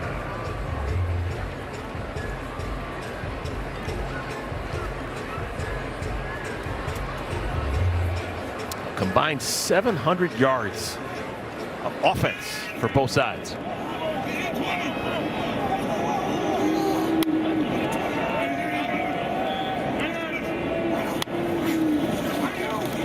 Slant caught by Penry. He's got the first down. Clock will stop at the 48-second mark. 47-second mark. And they'll reset the chains. That's Penry. Nice hands catch right there. That's how you catch the ball in space in front of you so that you can have a chance to catch it on the second time if necessary. Genty looking for space. Pushed forward by his right tackle, Hall Schmidt. It'll bring up second down. He almost bounced out of there, man. State. This is their second timeout of the half. 30-second timeout. So the Broncos use their second timeout. They've got one more remaining. Just a reminder, coming up, State Farm halftime. We've got highlights from earlier today. UCLA, Penn State, Missouri, Texas A&M. An important one in the SEC. I don't know if you heard about it. Vanderbilt and Alabama. I won't say what happened. But interesting day in the world of college football. Yeah, I caught that Penn State game, and that was impressive. After they got UCLA on the ropes a little bit, they were really, really effective.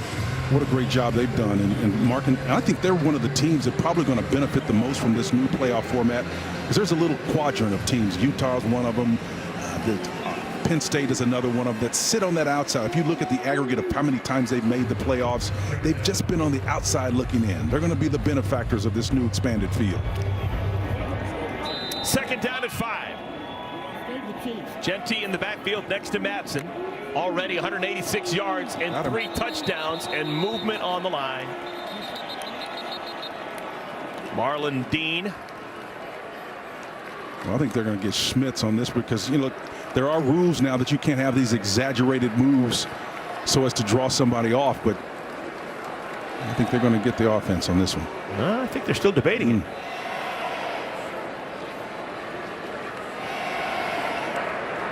Offside. Wow. Number 5 of the defense. Causing a reaction. 5-yard penalty. Remains second down. Return. Causing a reaction. Yep. You can see him with his hand down, and he comes across the line of scrimmage, and that causes Schmidt to kind of back out of there, get that big kick step back with that right leg, not to expose his quarterback to pressure.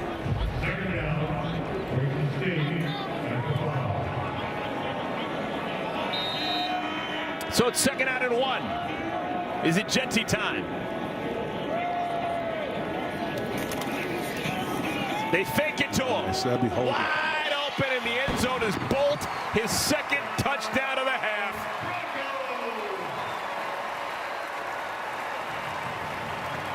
I love that play design. You've got what we call a levels concepts right here. He had actually 2 choices. You have the tight end that's coming over here, and you also have a back that's out there on that same side. So you've got a levels concept. Again, he's going to come out of the backfield, the reverse out. You got somebody here and then underneath here. There's holding underneath, so he goes with Bolt over the top. Great decision, reverse out, got everybody flowing, split flow. I discipline the opposite direction to take advantage of an uncovered receiver. Broncos all-time leading scorer, Jonah Delmas, his 7th extra point of the game. It is a 49-17 lead for the homestanding Broncos.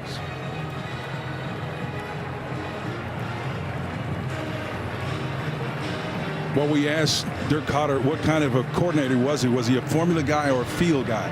I guarantee you when you get down here, the formula works, but you got to feel what has been working, and if it does work, you stay with it. If it doesn't, and you got to move in real time, this guy right here is more of a CEO. Again, he knows football and all that, but I tell you, Dirk Cotter is a guy that understands the dynamics of the game and where everybody needs to be.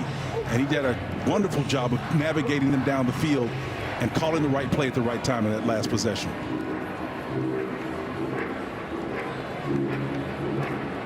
Eight drives, 6 touchdowns, and a kickoff return for a touchdown for Boise State. We've got all the bases covered, special teams. Had some great defensive plays along the way. Little pooch kick. Kyrese White takes it on the run. Nice. Oh, he wasn't touched. He just was expecting to get obliterated. Nothing came, and he fell down at his own volition. If he could just kept his feet and spun out of that one, man, he might have hit his head on the goalpost. All right, did he get enough yards to convince Spencer Petras Take a shot. to take a couple shots? Yeah, I'd say he does. You know, he's been able to get him in man coverage a lot every time he's done it with those 5 wide packages. He's got it again with 5 wides. Man coverage, a single high safety. If he can get protection enough, just 4 men rushing. Nice. Caught. That's Royals. And with that catch, Royals is going to be super close to the 200-yard mark receiving. How impressive is that? He had 182. Was that play with 18 yards? Yes, it was. It was exactly 18 yards. He's got 200 yards on 8 catches in our first half. Wow. Pete Petrus is hit, and the ball is short of White.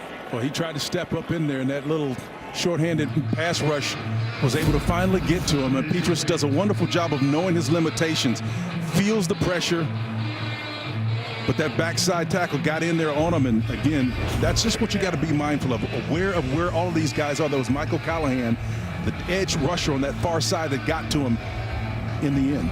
Callahan's had a nice half. He's called his name quite a bit. A little factoid about Michael Callahan. He had an opportunity to go to every single Ivy League school. All 8 wanted him. Wow. Yeah. You want to go to Yale? That's smart. Princeton, Harvard, Columbia, Penn. Where do you want to go? I want to go to Boise State.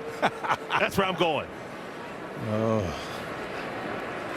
Timeout, Boise State. That's their third and final timeout of the half. Interesting. Will the clock operator please reset the game clock to 8 seconds? So 8 seconds. 8 seconds remaining. 2nd and 10. Boise State calls the timeout. It's that beauty contest, man.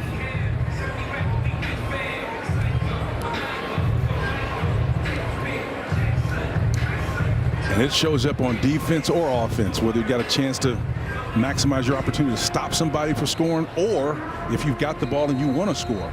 It works both ways. 37 plays from scrimmage for Boise State, and they put up 49 points.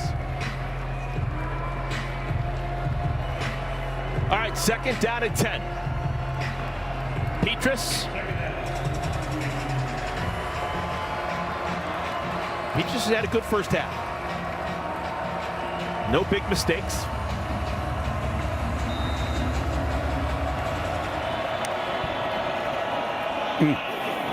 Off the hands of Royals. And there's still 4 seconds remaining. Well, Eric Chenander brought heat, and so he was lucky that that ball didn't get hit and get intercepted. It does move or careens forward downfield, but Petrus had some pressure in his face, and the captain said, hey, man, let's get some guys to block that guy right there, wherever he came from. This will probably be the final play, barring a defensive penalty. This will be the final play of our first half. 4 cross up top, and all these guys right here. That's the cap on the coverage. They're not going to let anything get behind that.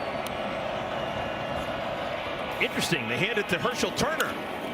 And Turner goes out of bounds and gets whacked by Tupner. Tupner is a heat-seeking missile. He just wants to thump anything that comes anywhere close to him. And that'll do it for the first 30 minutes of play. Tons of offense. A combined 66 points in the Treasure Valley. 49-17 is our score. Boise State on top of Utah State. State Farm halftime when we come back.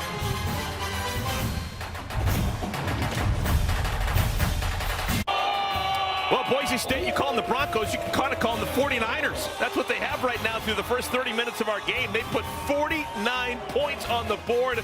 They lead Utah State 49-17. Get ready for quarter number 3.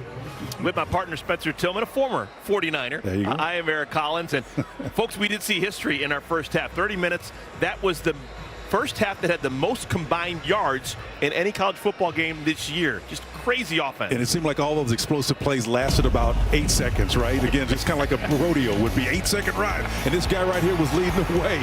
Ashton Gently did a wonderful job of using his physicality, his speed, all of those 5 tools that we talked about, the subtleness in traffic in that area we call the pit to score. And he was frequently out there getting after it, man. 13 rushes, 186 yards, 3 touchdowns. You talk about production. It was outstanding. Now, his counterpart did it through the air. Jalen Royals, 8 receptions, 200 yards. He got 18 on that last chunk to get him over 200 just before the half. And his quarterback saw man coverage, and he took advantage of it. Great job of getting 5 wide across the board and finding number 1, the one guy who had to win. When was the last time you saw someone with 8 catches and 200 yards in the first half? That's what Royals had. Ashton Genty, 13 carries, 186 yards on the ground. Big plays, big days, and they show up, man, no matter what. Those teams on a different arc. One sees much in the window positive. The other team trying to come back from a lot of disappointment, but these guys are showing up to compete. Yeah, Boise State ranked 21st in the country. They can't afford to take the foot off the gas. They'll be full throttle when we come back in a moment.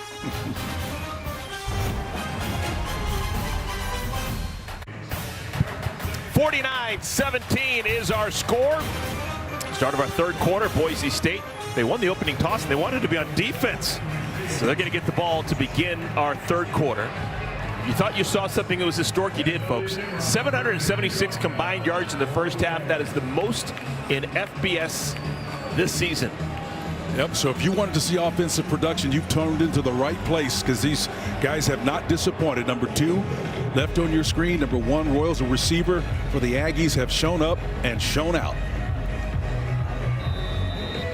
Boise State had 8 possessions in the first half. You probably don't remember, they actually had 2 3-and-outs. But those other 6 possessions, touchdown, touchdown, touchdown, like a metronome.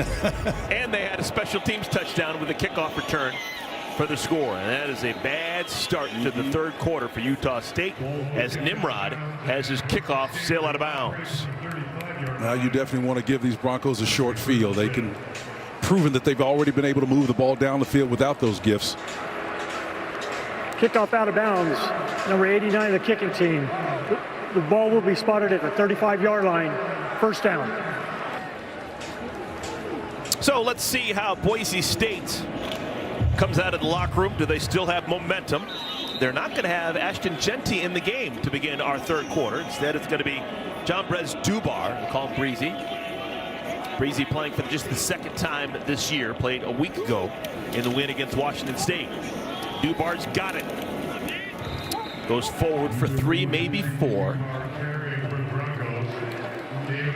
You always talk about style points in this day and age. Does Boise State still need style points? There's 49 points in the first half and up. Listen, I think people that are reasonable will look at that 49-17 if we scored nothing else from here and say that was a blowout. They handled their business. But if they stack more on it, people are going to start comparing, partner, that close call, which looks better each day, with Oregon. It's a 3-point decision in that contest. If they start blowing people out they're supposed to, they're going to look really attractive in the end. Madsen bobbled the snap.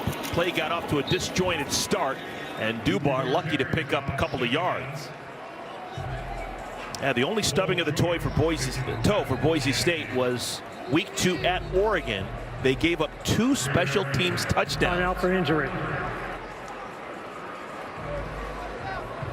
Oh, Dubar is... Yeah, he was backing into this hole, and I always hate when players back and turn their back to coverage, but he got spun around, so that really wasn't his fault. But again, when you go through there kind of like, not timid, but just not aware of where people are, you lose your orientation, where you're supposed to step and things of that nature. He's much too gifted of an athlete to lose his sense of where he is. Well, they're just getting him back from injury a week ago. Now he's gingerly going to the bench. Yep, and that's a big challenge the guys have got to overcome. A lot of times structurally the knee or the ankle may be okay, but they've got to get over that mental aspect of planning properly and all of that stuff. That's another challenge. That's an inner game issue. Now there is Genty, who comes over and asks if he's okay. But you notice Genty doesn't have a helmet on.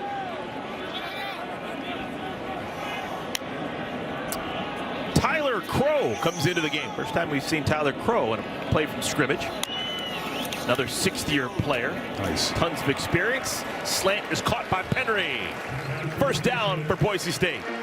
Penry got that ball out of there really quick, and I think that was an excellent job of him identifying that he had man coverage. Jaden Francois was the guy who was defending on that back end, and he had no chance of defending because it was man coverage to slant.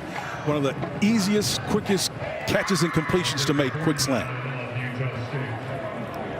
Dylan Riley is going to get a play from scrimmage here. Number 24 behind Madsen. Riley. Kickoff return for a touchdown for the true freshman back in the second quarter. Interesting call, play action away, and then you end up throwing back to the guy you fake to. It's really interesting. Usually to set that up with any true fidelity, you want to pay it off and hit somebody who's opposite side of where the fake took place. Yeah, so, but I understand what you've got there at quarterback, and I think Dirk Cotter knows more than anybody what he's got at quarterback. Gain of 6. Madsen, jump pass, trying to get it to Camper. Yeah, that's what I thought they would have done in the first place. So they saw it was there, then went to it after that, but that would have been great, except for the fact he had pressure in his face. And that Camper was there camping in his face and in his lap on that play. And Matson's not huge. He's listed at 5'10", which is definitely on the small side for a college quarterback at this level. And I think the reason why he's in there is because of the maturity. That's a relative term in this case. He's got a couple of young guys, but Dirk, as you look at him, at his quarterback downstairs, he knows what he's got in him. He's going to make wiser decisions than the youngster. 3rd down and 4. First drive of our 3rd quarter. Crow. That's the big burly back. He's got the first down. Crow listed at 233 pounds. Just outside of Boise. He's from Nampa, Idaho. Clearly loves Boise State football. From the area, has played for 6 years in the orange and blue. Carl Naismith tried to pull him down there, and he's a tough guy. You know, these Broncos have got a kind of look to them where they all got that little compact build, particularly the running backs. Still no Genti. Matson, did he lose it? Able to keep the football. Carl Naismith with the sack. Watch Naismith in man on the line of scrimmage. They're standing up. He's going to come outside here with a nice dip and shoulder underneath to get past Connor Gilbert, number 74. And typically the Cage Casey is the guy that's usually in there.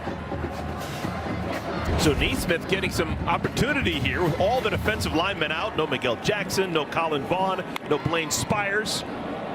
Wow. And Naismith jumped offside and got to tackle Cage Casey to move. Cage Casey's the only married guy on that offensive line. He's a smart guy. You know, those offensive linemen fancied themselves as being the smartest on the line, but he got squeezed that time. Got to hold your water, big fella. Oh, he's a sharp kid, man. Lovely bride actually played volleyball there as well, and I think she's a Offsides, 41 defense, causing the offense to react. 5-yard penalty, remains 2nd down. So Naismith gets a sack on one play and gets called for a penalty on the next. Yep, it happens, man, from time to time. And, you know, when you start talking about stacking plays on top of each other, you want those to be good plays, right? And because that's where you get the best growth. A lot of communication going on. Tight end out in the flat. Matt Lauder. Lauder's 3rd catch. This is a small thing. That ball was placed out there where Matt could catch it, but he really had no choice. He had to go the direction the ball was going, and it was going toward the sideline. It was just on the tip of his finger. A nicer throw I would like to see Matson master is to throw that ball between his numbers so that the tight end can turn and have maybe a yard and a half, 2 from the sideline to have an option to go either way. When you throw it out there to the sideline, he has no choice but to go out bounds. 3rd down and 9. And before the snap, with 4 on the play clock, we've got a whistle. Timeout, Utah State. This is their first timeout of the half. Media time. Okay, so Utah State burns a timeout before this important 3rd down. We'll be back in a moment. Homecoming weekend in the Treasure Valley, Boise, Idaho. Capital City, state of Idaho, Albertson Stadium. They have been playing on blue turf since 1986. Wow, that's a long time. It is. The stadium opened up in 1970. They installed the blue stuff 16 years later, and it has become part of their identity. 3rd down and 9. I've been getting after this for a while. This is like the 9th play of this drive, and they're eating up some time. Dubar's back into the game. That's great news for Bronco fans. Madsen underneath. This is Camper. Not going to get there. Oh, just got smoked by his lineman. They're bringing the wood. You know, Marion McCoy came there for that corner position, but man, that shallow cross was way too open. There had to be a busted assignment somewhere out there to see Camper come across that formation with nobody around him. They're going to kick a field goal. So leading 49-17 with a 4th and 3, they're going to attempt a bomb of a field goal here. Wow. Jonah Dalmas has already made 7 extra points. This will be a 49-yard field goal. Our 49's wild in Boise. You betcha! They go from 49 to 52 on a 49-yard field goal. Jonah Dolmas. Lead swells. 9:58 remaining in our third quarter. That's a pitching wedge, baby, right there in that corner. You see that sucker spin back like that? Impressive. Jarrett Reeser handled that kickoff, and he's got the backspin cooking. Okay, let's talk about Utah State. This is going to be their first touch of the football and probably 45 minutes of real time. Yeah, amazing. We had the timeout for halftime, and then Boise State had a extended drive to begin our third quarter. Spencer Petras, still the quarterback. He's got a good arm. Gets it out to White. And White is tackled across the 20 by Ty Benefield. That's one of those old Mike Leach specials where you widen everybody out, get them 2 yards from the boundary and stretch them out horizontal. They're doing it again. This is classic air raid concept. Andrew Simpson blows up. He got phased on by the ankle. You know, Art Briles used to do that as well. He'd flank you out when he was at Baylor, put you on the edges and just turn around and run dive. Just to get your eyes focused on the outside. So now what you do off of that is something underneath. You've got man coverage with a single high safety look. It's 3rd and 3. This is a conflict. What does that mean? They got to probably bring pressure, but the middle of the field is wide open. And a whistle and a flag. It's going to be movement on the offensive line. That's a shame. False start. Number 3 on the offense. 5-yard penalty. Remains 3rd down. Now see, now partner, you remove the conflict. So now if it's 3rd and 8 or whatever, it's going to be 3rd and 8 instead of 3rd and 3. You're no longer in conflict if you're a defense. You know which personnel to get in there. It's going to be a pass because they don't, as well as they've run the ball today, they don't trust them to get 8 yards in 3rd down scenario. Still got the middle of the field open. Petras almost lost it with a pump fake. That just blew up the play, and it's incomplete 4th down. And Kyrie White was sitting there, and he got a little short arm, got those little alligator arms when you see bodies coming. Listen, we know where the play is going to be. We just said that the middle of the field was going to be open. That's exactly where he went. But Simpson and company was standing there waiting to reject him and make us change his mind, and he certainly did on that play. Got a little short arm. 4th 3 and out forced by the Boise defense.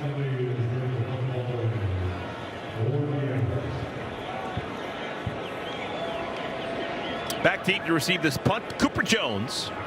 Special game for Cooper. Injury. Cooper spent the last couple of seasons as a Utah State Aggie. Teammates with Stephen Katsunley, who's the punter, about to give him the ball. Steven makes them work for this. He's sitting on the left hash, and if you're going to make him work for it, you want to get it over to the right side. Everybody's going to cover and flow that way. You want those return men to work to run lateral, and then what you do is you squeeze everything down like a funnel on your coverage unit. You got to make him work for it. Inside releases by the gunners.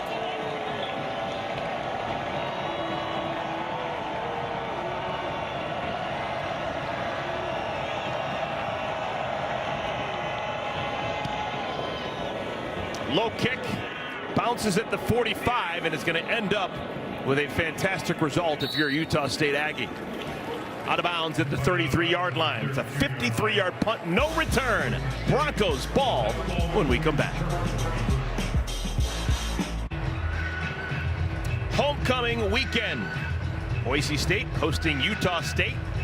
52-17 is our score. 8:49 remaining in our third quarter. And we no longer have Ashton Genty in the game, and we no longer have Maddox Madsen in the game. We're going to have a new quarterback, Spencer Malachi Nelson. How about that? Let's see how much the reins they pull on him, or they turn him loose. Nelson played 1 snap in that first half. Came on because Madsen was dinged up and had to go to the tent. This is Cameron Bates out to midfield. That is a true freshman, Cameron Bates. Well, that little trickeration will take some of the pressure off the quarterback, get their eyes off of him. Opposite direction he comes again. That's what we call split flow, right? You got a tight end going one direction, a back going the opposite direction. If you're a linebacker, your eyes are all over the place trying to figure out where they're going to end up. Read your keys, first of all, follow that. But when you got a young quarterback, he's going to watch and see what he does off of that action. Dubar Looks healthy to me. Had to leave the game earlier in this third quarter, but he's back out and running hard. Yeah, that's good to see, because again, the way he backed in there, it's almost like he was lacking confidence and necessarily that injury that he had that had him out a spell. So good to see him back standing stalwart. Gain of 9 for Dubar. Dubar is a sophomore. Look at Malachi's eyes. I mean, you just next time we watch him, he almost looks like he's asleep, you know. But that's a beautiful thing to see in a quarterback, is that stayed. First down, Dubar.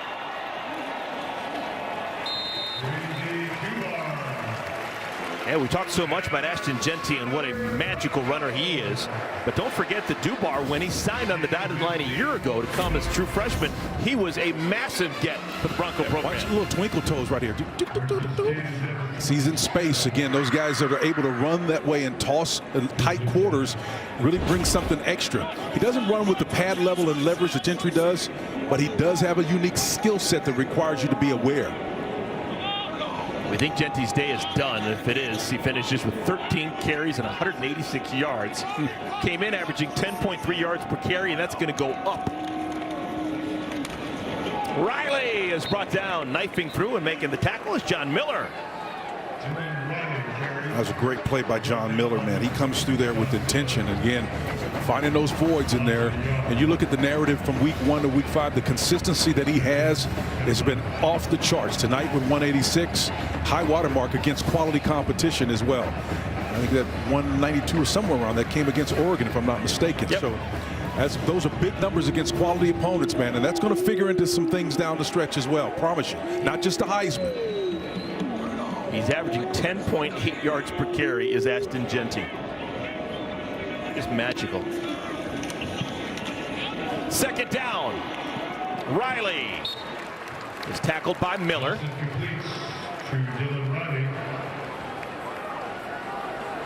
If you're Ashton Jeanty, do you want to put up more numbers? Or is it 30 minutes and 186 yards enough for you? Everybody wants to put up numbers, right? But the bottom line is the reason he stayed there, despite other programs coming after him, he stayed, and they only had one departure through the portal, which is amazing. It's unheard of.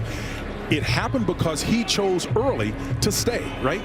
Took a lesser deal necessarily, and we got to talk about those difficult truths. It's the context that we're in college football, but he was given or offered bigger opportunities, and he chose to stay. So the numbers aren't his first priority. That's not what he's about. He's about impacting the lives of other people that are around him. I know that sounds corny, but let me tell you something. My mother used to say, if you got arrested for being a Christian, could they find enough evidence to convict you? They can find enough evidence to convict this guy right here. He means it. I mean, he's absolutely a stud, man.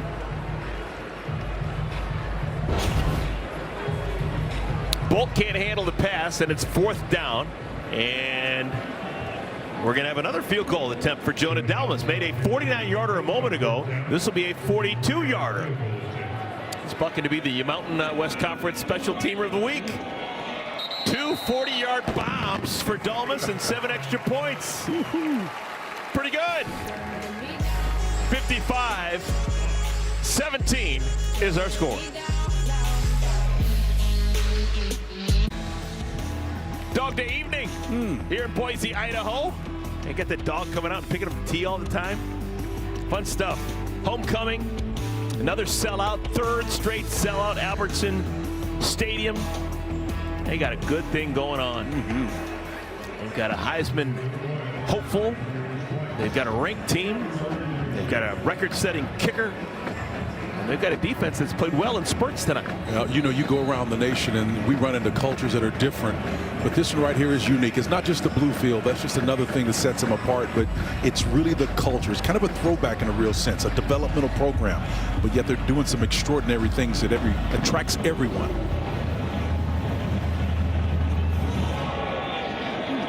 Here's Royals.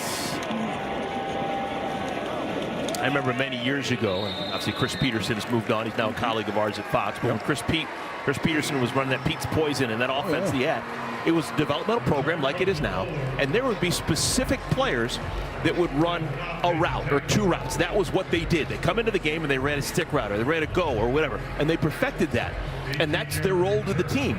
And each and every year they'd have different guys that did specific things. Not a lot, not a huge route tree for them, just one route that they would run, and they got to be great at it. And that's how they perfected getting guys to buy in and do specific things to become better as a team. What you call this one, I'll give you a nugget on that. Look at this, big time play. That's the tight end Sturzer.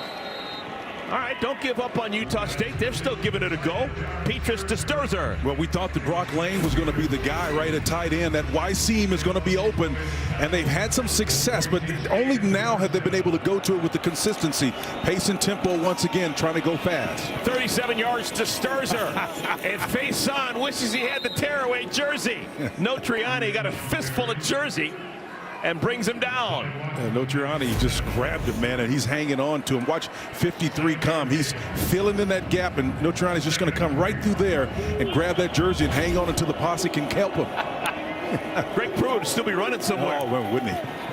Petrus, got a pass knocked down. Notriani's got his hand on a bunch of balls today. Yeah, he's been everywhere and active. And again, we talk about how to affect the quarterback.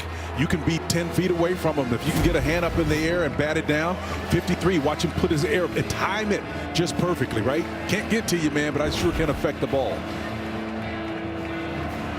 Junior from San Diego, California. Be out that way in a couple of weeks. 3rd down and 3. Faison. Interesting. Wow, he waited a long time to get going. Yeah, he really did. And I try to run with the runners when I'm calling games and see what they see. And I know what caused them to go that direction. But to have the frame of mind and the understanding of how much the depth is a down Bronco, how much depth is required to get to where you want to get to, it is a real-time assessment of distance and your speed versus what the other defender is doing. And it's uncanny how the good backs know how to do it instinctively. It's a beautiful thing to watch. Herbert Gums has had a big game from his defensive tackle spot. He had 5 tackles in the first half. His career high is 6, which he's at right now. He's got 1 tackle here in the 3rd quarter. So you don't talk about nose tackles with 6 tackles. You normally occupy blockers and everyone else makes the tackles. But today he's making the stops. Yeah, and you're looking at where he's coming from. Usually people don't try to run into the teeth of the biggest guys on the front, right? And yet you're coming up with that. A lot of those have come laterally, not from that 0 technique or 1 technique inside where the guards are. It comes just beyond that. That lets you know that guy's got lateral ability. Feely replaces him for this play. 1st down and 10.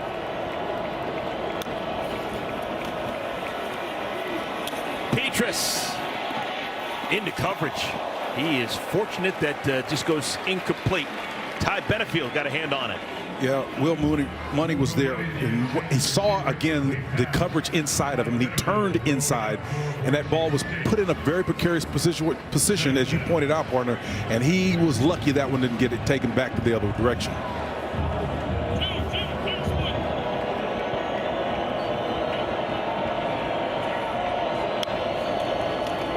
Low snap. Crossing route. Hestera out to the 20-yard line. Will bring up 3rd down. And Hestera may get a talking to when he comes on the side. You know, a lot of the guys will see those phantom bodies around him, and she gets a little scared, right? There's nobody there. Why are you losing yardage? Just keep turn up field. I know we're being hard on him, but the bottom line is, you know, that's a coaching point, right? What did you see that made you do that, son? They'll talk about it in the film room. Faison, did he push forward? Looks like he's right on that line. Faison carries on 3rd down.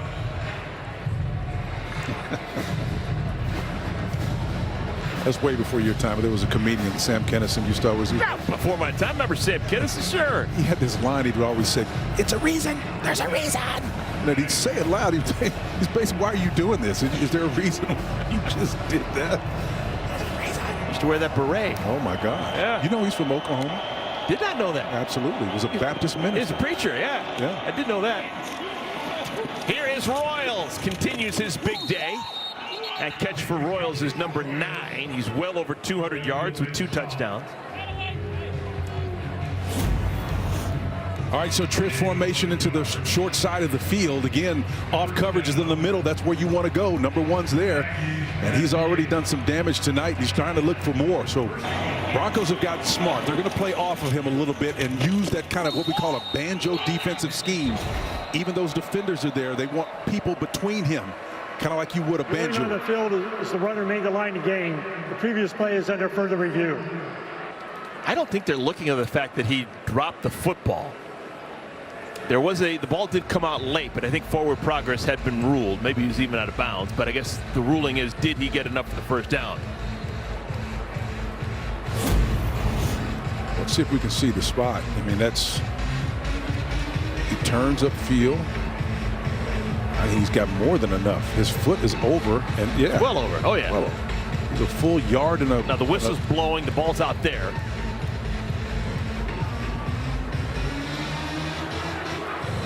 We don't hear the whistle there, Bob. Yeah, the ball is He's out. held up by 4 guys. It had to have been a whistle at some point, right? Yeah, that ball eventually finds its way before any Bronco got control of it.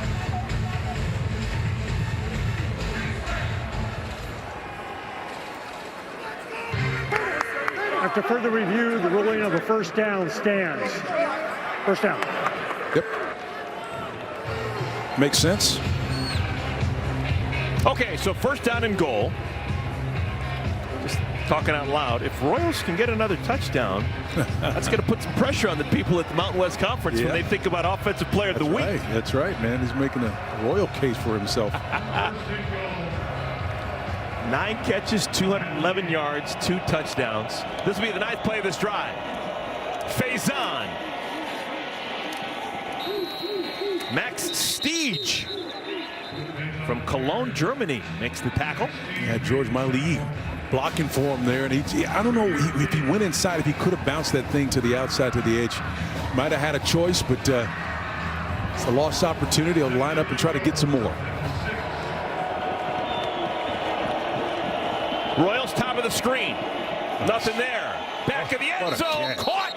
Touchdown. What a grab by Otto Tia.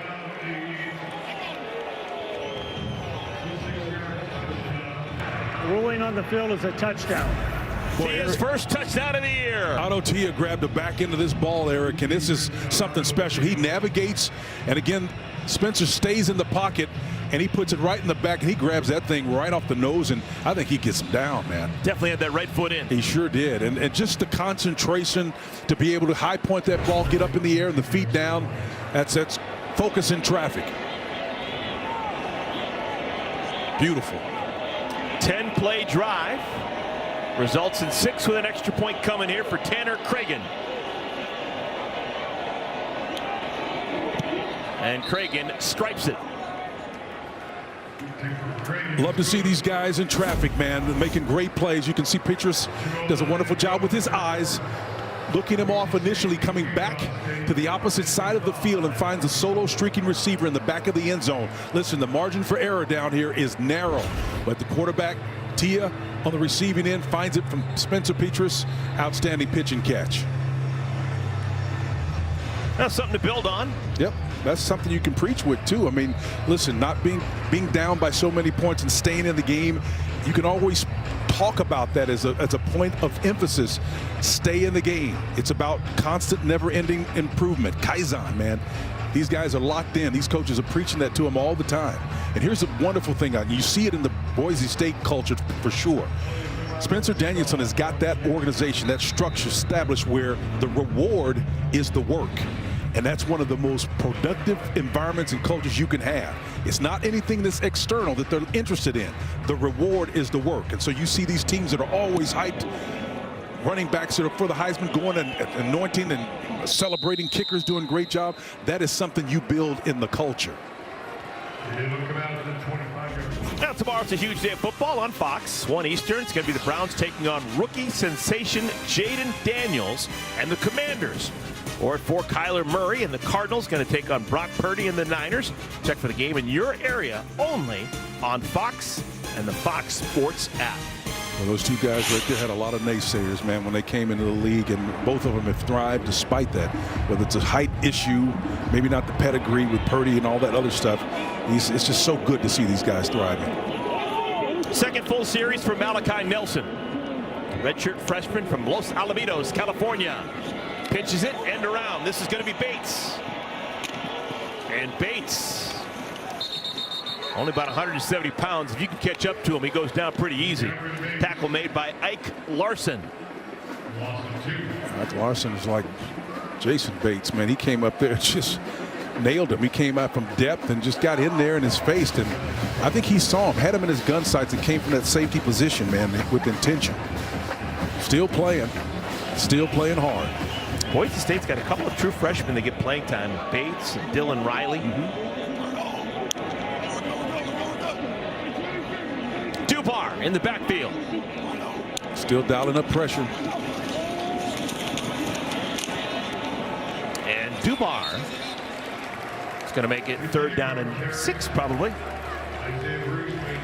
That's one thing I think that Utah State has done well today is their run fits have been there. Now they may have got gashed from time to time. It's going to happen when you've got a guy that number 2 is just special, but their run fits have been where they're supposed to be. They may have gotten moved from time to time with bigger mismatches up front with offensive linemen, but they've been where they're supposed to be.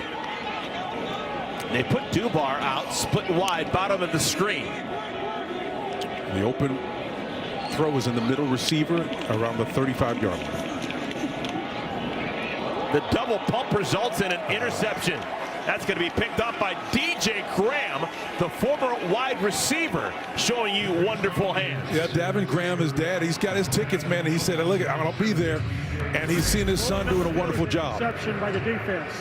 First down, Utah State. Now, they got handled by USC, but he had a punch out there.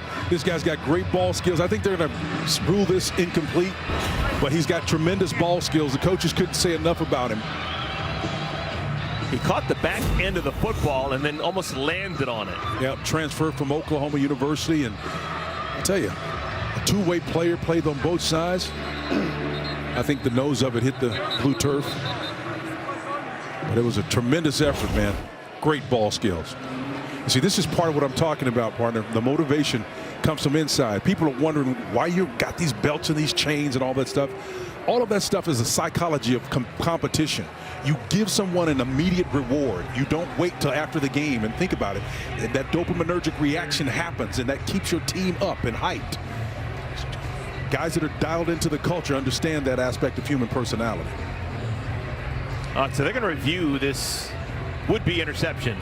He caught the end of the ball, the back half of the ball, which is really hard to do. Yep. It looked like he had a firm grip on it, but the ground did help him when he landed. Yeah, the nose of it is what's hitting the turf. And again, I think that's what's problematic. That shot right there is beautiful. Our crew, wonderful job on that one. The nose of the ball down, and he uses the left hand to kind of seat it so as to gain more control of it, which may have added even more speculation as if he had control. See that left hand go up again and grab the nose of it? Unpopular opinion, but to me, he had such a firm squeeze on it. I agree with you. I'm not totally convinced that the ground did help him make that catch. Yep. Well, if they called it, they've got to have indisputable evidence to change it if it's a reception. So, if that name DJ Graham does sound familiar, folks, a couple of years ago as a wide receiver at Oklahoma, he had what many people consider to be the best catch of the year in a game against Nebraska. Unbelievable. Let's check in with Dean Blandino. Dean, what did you see? So I'm looking for firm control before the ball touches the ground, and really from that one look behind the offense, looks to me like the ball is on the ground before he can establish firm control. As we just get past the upright, there's the ball on the ground, and you're going to watch, he's going to try to gather it in. That to me is an incomplete pass. That's the look for me that really sells it. I think you may have convinced me. Thank you, Dean. Okay, let's see if the crew out in Boise, what do they have? Wow. Okay. He said it stands. It stands. Wow. Oh, my goodness. Okay. Well, hey, listen, I'm trying to be as unbiased as possible. I went to high school with his dad, Davin, man. And I thought it was an incomplete catch. And he was, as Dean pointed out, he was using that left hand to gather the ball. And to me, I thought that was the smoking gun, if you will, that he didn't have control of it. So. Utah State scored a touchdown last nice time they had it. Look at Faison. And Faison inside the 20. never goes down, is eventually pushed out of bounds. Carry on the Faison, we must carry. Nice spin, man, in the move right there. I love it. When the guys get in traffic like that and are able to get out of those tight spots, it shows you a little something extra. Gain of 24 yards for Faison, knocking on the door of 100. He's not going to get it here. That'll probably be the final play of our third quarter. Ahmed Hassanin is still playing. Ran into my lead right there on that one. Got to have your eyes up and see. He does some wonderful things, man. He's a gifted back. There it is. Whistles blow, and we'll have 4 fingers in the air for both sides. We're going to head to quarter number 4, winning time out in Boise, Idaho. The locals with a nice working margin. 55-24 is our score. The Broncos on top of the Aggies.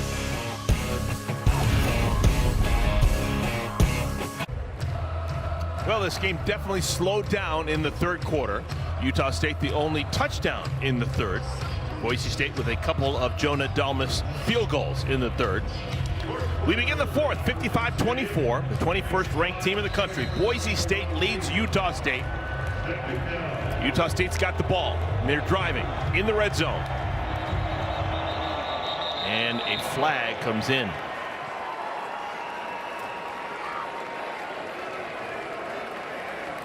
Oh my. Ball start. Number 72 offense. 5-yard penalty.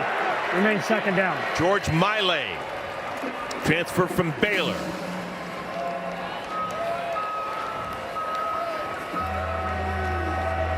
Well, he's been active tonight. He's done some good things. Been out in front on a couple of those wham sweeps they've had and screens, but gets tagged there. Blitz. Petrus to the end zone. Incomplete, looking for Royals. Eric Shenander dialed up some pressure, was in his lap, man, big time there, and lucky to get that one out. Still standing up. Pressure coming right up the middle, right here in his face. Got that hand up in there, man. Maybe a little bit too close. Yeah, Tubner got away with one. Yeah, he sure did. Uh-oh, that's not good. Ahmed Hassanin, who has had a typical fantastic game, is down and needs attention.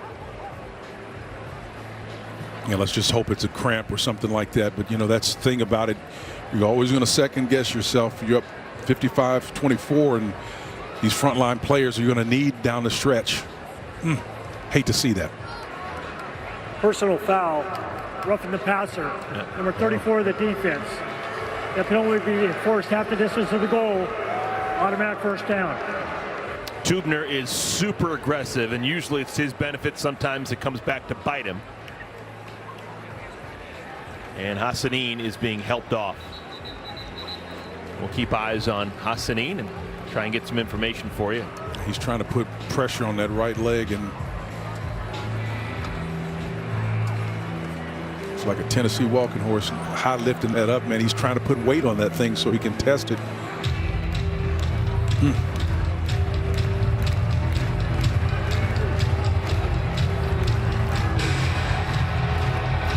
I think they can take him straight in blue tent. Yeah.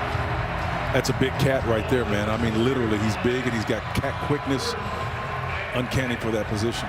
Okay, so the personal foul on Tubner gives Utah State first and goal. Faison losing yards. Lost a pair. Still never got knocked down, but he loses 2 yards. Yeah, and again, you know, you can appreciate the ability to not get hit and to avoid folks. The guy's just got that little subtle gift of being able to make you miss. He never gives you his whole body. Really a gifted runner. From Pottstown, Pennsylvania. Rasul Faison. We're used to seeing quarterbacks come from that region of the country.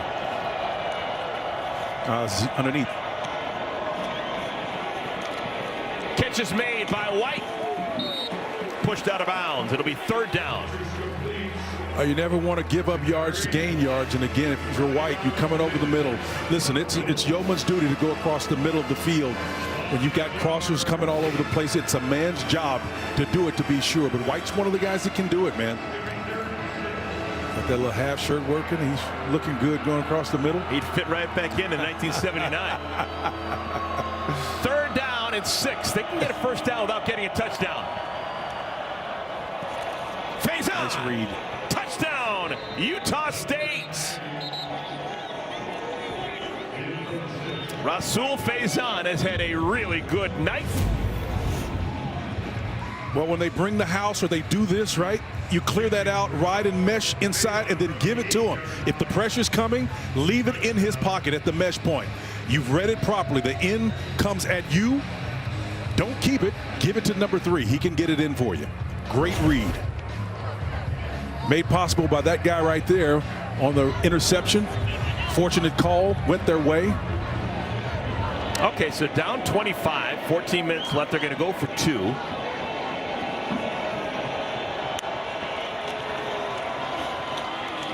Shovel pass. Sturzer wrapped up immediately. Well, they had a notion, again, maybe counterintuitive, to go in the middle of that front. So Utah State, they're still playing. It's a 55-30 ball game in Boise.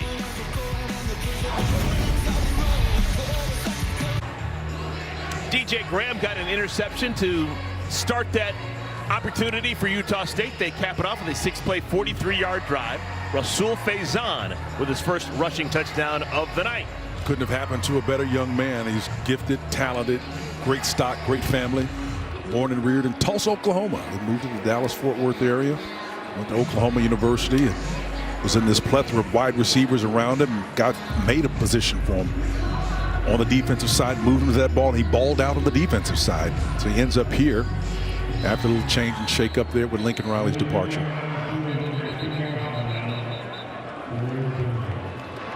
And a timeout is called by Boise State. It looked like Utah State was setting up for an onside kick.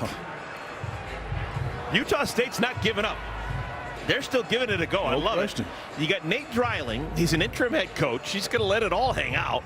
No reason not to. He's 33 years of age. He's playing for, obviously, this game and the future and his future. Sure, let's do it. And you know, when we talked to him, the context that he's in, that was just kind of smile and sigh of relief. And just basically say, oh, hey, man, listen, I know what I'm up against, and we all know it's been crazy. But what's our option? We got to go compete. And we use this term interquilinus invenitur, and it's a Latin phrase. It means in the filth it will be found. And that's exactly what he's doing. He's working through some very political things and stuff that's beyond his ability to deal with. Only thing he can control is those young men he influences every single day. And he's doing a wonderful job, in my opinion. Elliot Nimrod sets up behind the ball. Oh, nice. Oh, bounced, picked up, and advanced. That was Austin Bolt, who already has 2 touchdowns, picks up that spinning football and gives Boise State wonderful starting field position. No shock that Bolt's on the hands team, but I'm just shocked that he was surprised that he could advance that ball, that he couldn't do it. He can. He can get that. He caught it on the hop, could have headed the opposite direction, man. Instead, he looked like he was looking to get out of bounds or something. Yeah, why not? Just like returning any kickoff. Go. Don't wait. It gets back to that whole engagement thing, man. He's smiling. I mean, I could have run it. Maddox Madsen's back into the game. What are you reading into that, Spencer Tillman? Maybe this is Dubar. Yeah, what I read into is maybe the czar is not ready to anoint the backup right as yet. And maybe Madsen could, hand it off a little bit, not expose him to any pressure. Now, we don't know the inner workings. No. But you have been in the game a long time. Yeah. Who makes the decision on who's the quarterback? Is it Spencer Danielson, the head coach, or is it the offensive coordinator? No, I would say the way the power structure is set there, I think Spencer cedes that to Dirk Cutter. I think that's his choice. It's his call. His offense. He's the quarterback guru. He does things his way. Dylan Riley has the football. We have not seen Ashton Genty this entire second half, and we're at the point now where we will not see him again. Yep.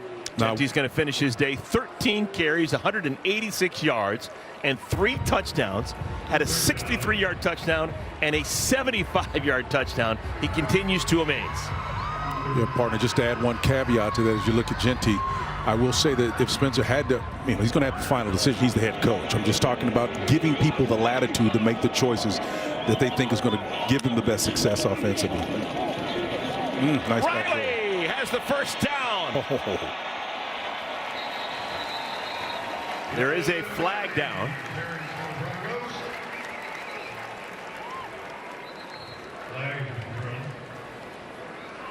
I think that takes nothing away from Riley's whirling dervish of a run, man. He went through there and with intention.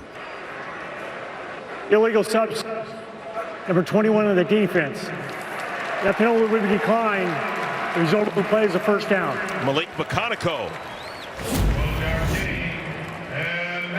See what McConaughey does. He goes here and that kind of head neck area shot looked like it to me. I didn't see anything other than that. So first down, ball's at the 7-yard line. Riley.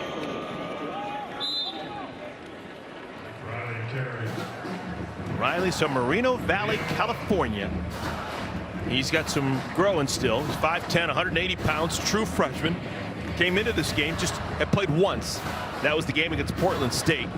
He ran 6 times for 96 yards and 2 touchdowns in that game against Portland State. Yeah, he was impressive in that, and almost impressive as John Miller was, number 26 for the Aggies, who stopped him on that last play. 2 quality athletes coming together and really showing you what this game, how it should be played. 3 tight ends in the game. And Riley brought down at the 4. Again, that was Miller in the mix. Yeah, he's a good player. Number 26. You know, those guys come in there and they understand what the score and the situation is. It has no bearing on how they perform and how they compete. The work is the reward. Boise State does not have a touchdown here in the second half. 2 field goals. That's it. That?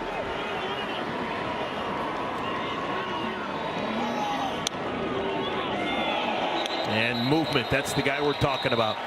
John Miller. It's not going to be, there is no chance for a first down. They can just move it half the distance.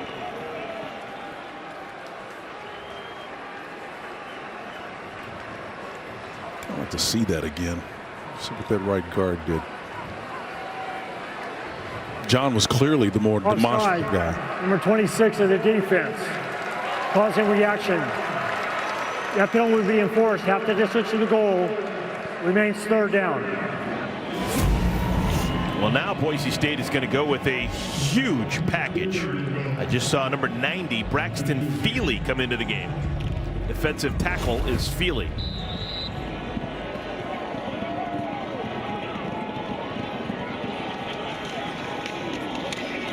Dubar reaches across the end line, and it's a touchdown for Boise State.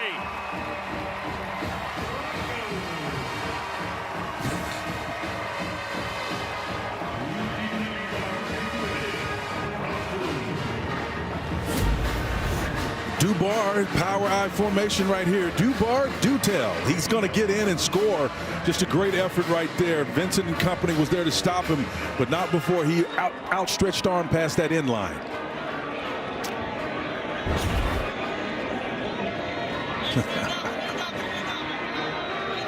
First touchdown of the second half for Boise State. Dalmas will come on and kick the extra point. This will be his 8th of the game.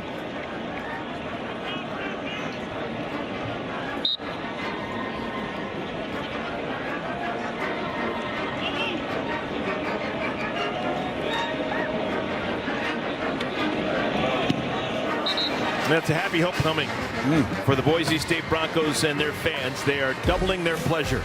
They lead Utah State by 32, 62-30, 11 minutes and change remaining.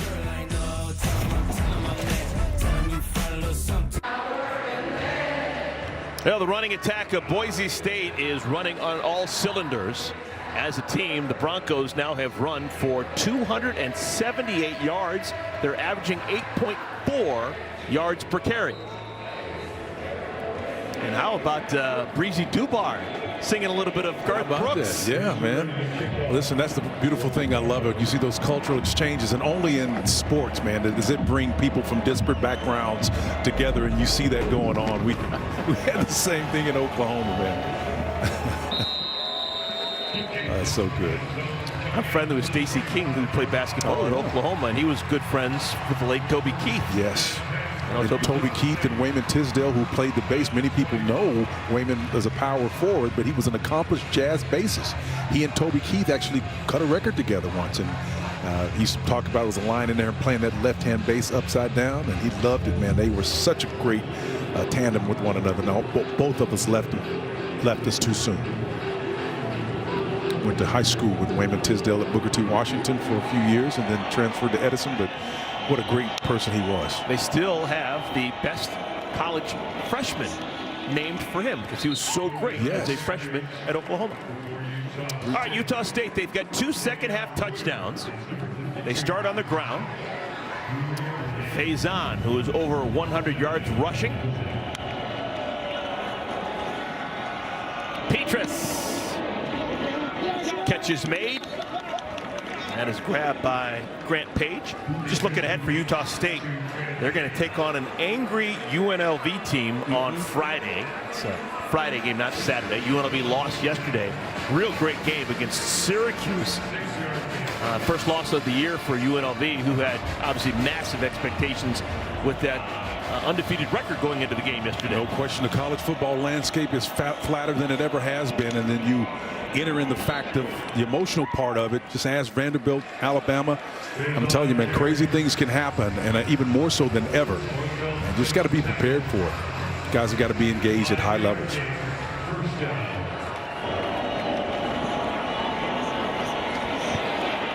Petrus. That's a sixth-year guy who understands that sometimes discretion is the better part of valor. No question. I just love how, that seems like a nondescript play there, but the fact that he came off of his first read, showed you the vision to come back to the opposite direction and then pulls it down just to kind of minimize the damage on it. Just heads-up play.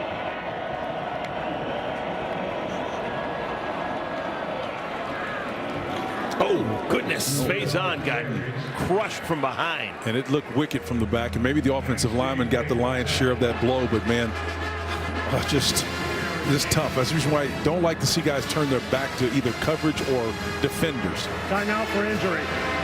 Callahan's down. Yes. Michael Callahan, who has had a super busy day, is being looked at right now. We've got an official timeout. 9:23 remaining. Well, he's already lost his battery mate. We don't know the extent to the injuries. Hassanin, but the 90s up front taking their toll. And remember, we didn't have Shelton Newton all game long, and not even in pads today. Hopefully Callahan is just fine. Sixth-year man, Michael Callahan. Eric Chenander, the defensive coordinator, is going to have to go down a little bit deeper in that lineup to find some more bodies.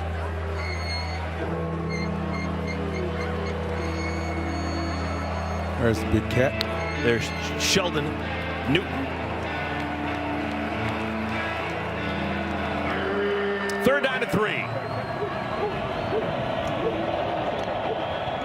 Get some pressure off the edge. Petrus just gets it away, and we're going to have a flag. We're going to have a flag as Bone Phelps grabs Petrus by the ankles. Yeah, he just goes down there, and we called him last week, the little ankle bandit. You see him coming off the edge, 41, and you got to stay up, man. It's just that's a bad decision right there. You go down on the guy's ankles with his back to you. Yeah, of course it's on me. Of course it's on you.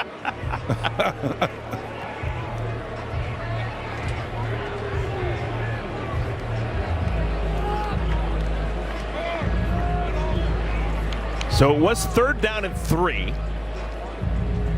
Oh, I think this is a longer meeting. There's actually 2 separate flags.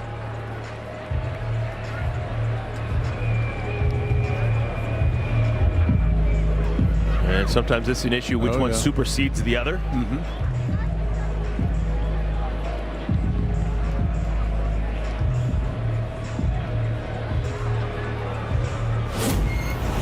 Here's a little bit of extra action going on right about here. Just take a look at the extra action. A little butt him up, hand to the face. Oh, goodness. A power drive there. It's Teague Anderson. Teague Anderson. Our brother out there, too, someplace in Trey. Might get a little tag team wrestling thing going with that. personal foul, roughing the passer. Number 41 in the defense, no hit on the quarterback or the passer. After the play, unnecessary roughness. Number 54 of the of the offense. Both fouls will be enforced. The result is an automatic first down. Okay, so the penalty against Bone Phelps and Boise State gives the first down to Utah State, but then the over-aggressiveness of Teague Anderson is going to cost them. So after the first down, then they'll march backwards. Right, they'll go backwards. And again, it was really unfortunate that it happened at all. And I think maybe, I'm not going to say disappointing, but you know, if you're the guy that's the infraction's on and you're down on the ankles of the quarterback and you're not aware of it, there are other issues that you need to be dealing with about staying away from the quarterback's ankles. I am curious about that. I'm going to ask you this question after this next play. First down and 10. Utah State from the 46-yard line. Catch is made by Grant Page. How often do coaches talk with players about what penalties are, what points of emphasis are, what's legal and what's not legal? Because clearly things are different from high school to the college level. It depends on how plagued. If they have problems with it, obviously they major on it. But I'm telling you, 4 of the games we've had so far this year, I've not been in a practice session or exposed to time where they didn't make it something that's part of their practice. I mean, watching what Fritz did in Houston, I mean, he was ad nauseum honing, talking about the details of the game at the highest levels, creating scenarios and walking them through it on their what they call fast Fridays. So yeah, these coaches cover that stuff all the time. Another pitching catch, nominal gain. That's Grant Page. Banks with the tackle.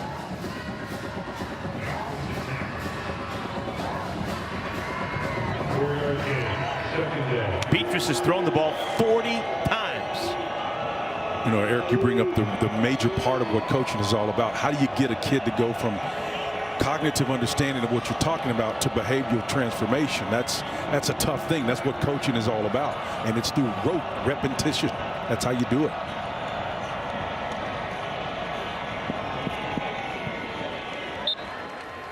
Third down at 6. I can't see any scenario in which they would think about kicking a field goal. So they have 2 plays to get 6 yards. Yeah, and I like their chances of getting them too. You know, listen, you know that they're going to go for it and use those downs. 3rd and 6. You got 1 down to spin. Make it it's a 2-down scenario. It's going to be a 4th down scenario, so you're going to go for it. 3rd and 6. Look at that combined offense, over 1,000 yards. Nice. Petrus goes out of bounds short of the line to gain, so it's going to be 4th down. Well, the good thing I like about it, Petrus, he doesn't have great foot speed, but he knows that he's going to try to milk it as much as possible and get as close to that line of scrimmage because he knows they're going for it. He's just trying to create a very difficult run-pass conflict scenario for the defense, and he's got it. It's 4th and 2. Is he going to pass? Is he going to run? Down goes Faison. Didn't get there. Shea Oladipo. And it's Boise State football. Well, Eric Chenander, the defensive coordinator for Boise State, did a wonderful job of matching their bluff and their energy and stopped them.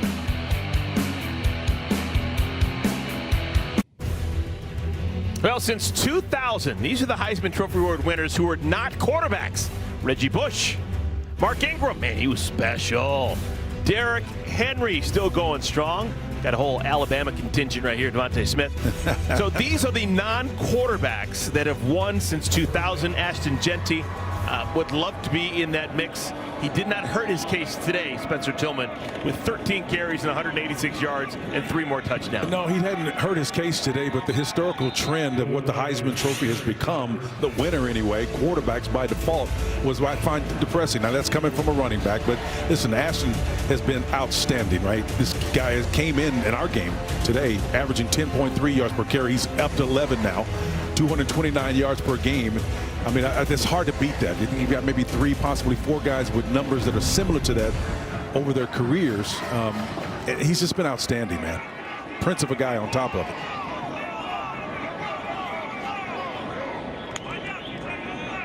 Back into the game at quarterback, Malachi Nelson. We saw him earlier in the second half. Did throw an interception, and we had the starter, Maddox Madsen, come back in. Catch made by Strawn. And he gets out to the 40-yard line. You can see the flashes with Malachi, just that little flick of the wrist against press coverage. But watch him turn and put that big body in between him. And I mean, there's an underneath defender, too, defending that ball. And that's a laser, man, right on point. And it kind of shows you what kind of skill set this kid has. Just got to get him some more snaps. Closing in on the 6-minute mark of our fourth quarter. Got to get his mouthpiece in there. That's problem. Oh, puts it right back in the mouth. Nice move. Riley tackled in space by Ike Larson. Yeah, Ike did a wonderful job because Riley had a natural setup move on the inside. He got Riley going the opposite direction, and that little hezzy move on the end, man, he wasn't fooled by it. Planted his feet, moved laterally, didn't cross his legs over. That's a textbook tackle right there. Beautiful defense.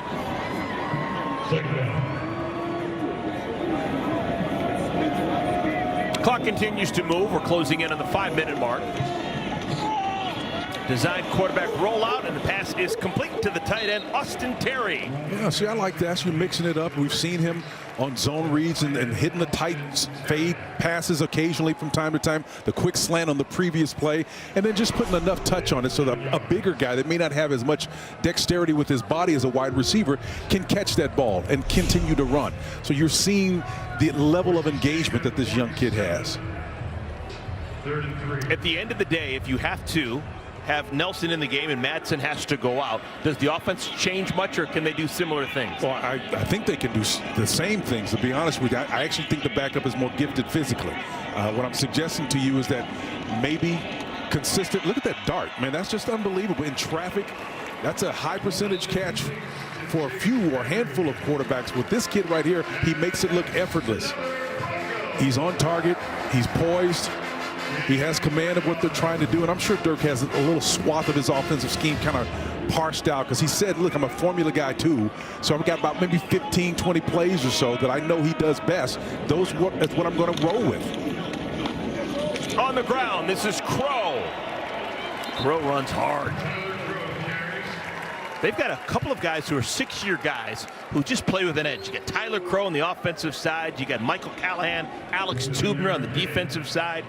When you have guys who commit to your program for 6 years and still play that hard, you're doing something. Well, that's their culture. The culture is responsible for that. Again, they're going to work hard because the reward is the work. And if people could understand the impact that has on your culture, it would change everything. You're not looking or reliant on external things to motivate you. 3.5 to play. 3rd down and 2. Nelson taking some time. Might as well bleed that play clock. Fairly close from us. Got an inverted kind of a teacup formation here. Short motion. Probably will stay to this field side over here, inside zone. Wraparound handoff to Riley. And now it's 4th down.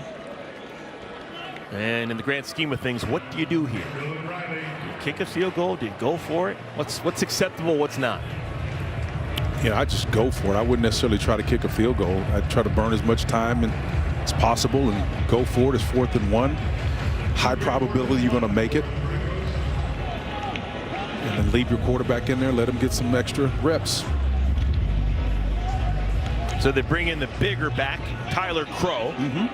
Like the decision here.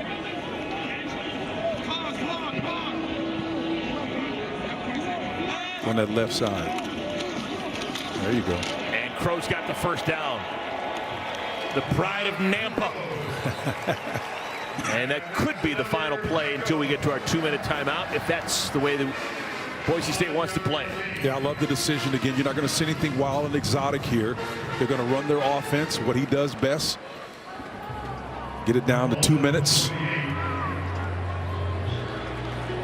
Okay, so Boise State 62, Utah State 30. We have made it to the 2-minute timeout. I see you, Eric. My man. Y'all don't. Tomorrow, the NLDS continues on FS1 with a pair of Game 2s. First, it's going to be the Mets taking on Bryce Harper and the Phillies. Coverage begins at 3 Eastern, followed by the Padres taking on Shohei Ohtani and the Dodgers. It's all tomorrow on FS1, the exclusive home of the NLDS. You'd have a hard time convincing me that Shohei Ohtani has already not done enough to be considered the greatest baseball player of all time. Oh, it's incredible. Just, you know what? His hand-eye coordination is just off the charts. This guy's timing. Power, speed, pitching, defense. What do you want? Crow! This guy is still running like it's his first carry 6 years ago when he got onto campus. He plays with an edge. Tyler Crow. Tyler's got a little scatterboo in him, doesn't he? He's got a little build and a little nastiness to him on the end of the run. A little Cam Scatterboo. Arizona State's finest. Okay, a minute and a half. This Boise State team had 49 points at the half. Here in the second half, they've managed a couple of field goals and 1 touchdown. They have not needed Ashton Genty at all in the second half. Well, despite lack of time, he's done nothing to diminish his standing in the Heisman race as far as I'm concerned. And Spencer Danielson has done a wonderful job of positioning his team to take advantage of everything that's coming their way. Now, how well can they run with a full cup of success and continue to remind everyone that we played Oregon within 3 points, and they're going to rise as Oregon continues to rise. Next game against Hawaii, then the bye, and then UNLV.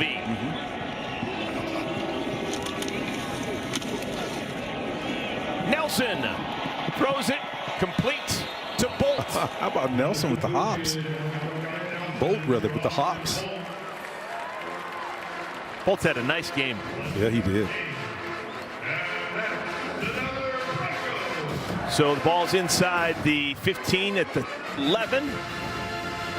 If Boise State wants to, they can take a knee and this game would be over.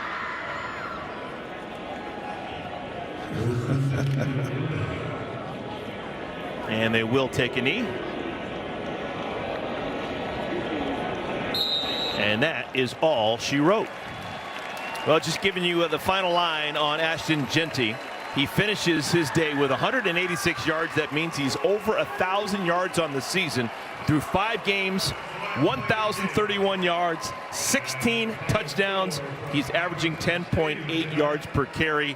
Spencer Danielson and Boise State, they're going to be talking about Ashton Genty for Heisman all year long. There's no question about it, and those who are engaged and understand the game will understand exactly what the context was, why they didn't expose him to injury, potentially more. He's going to leave an impression on us. Remember, it's the element of recency. What you do last, we will remember most. So there's your final score. Boise State, they win it 62-30 over Utah State, and they continue to roll. Boise State is now 4-1 on the year, 1-0 in Mountain West Conference play. Don't forget to catch all the postseason baseball action tomorrow on FS1, but that's going to do it for us. For my partner, the Renaissance man, Spencer Tillman, I'm Eric Collins saying bye-bye, everyone.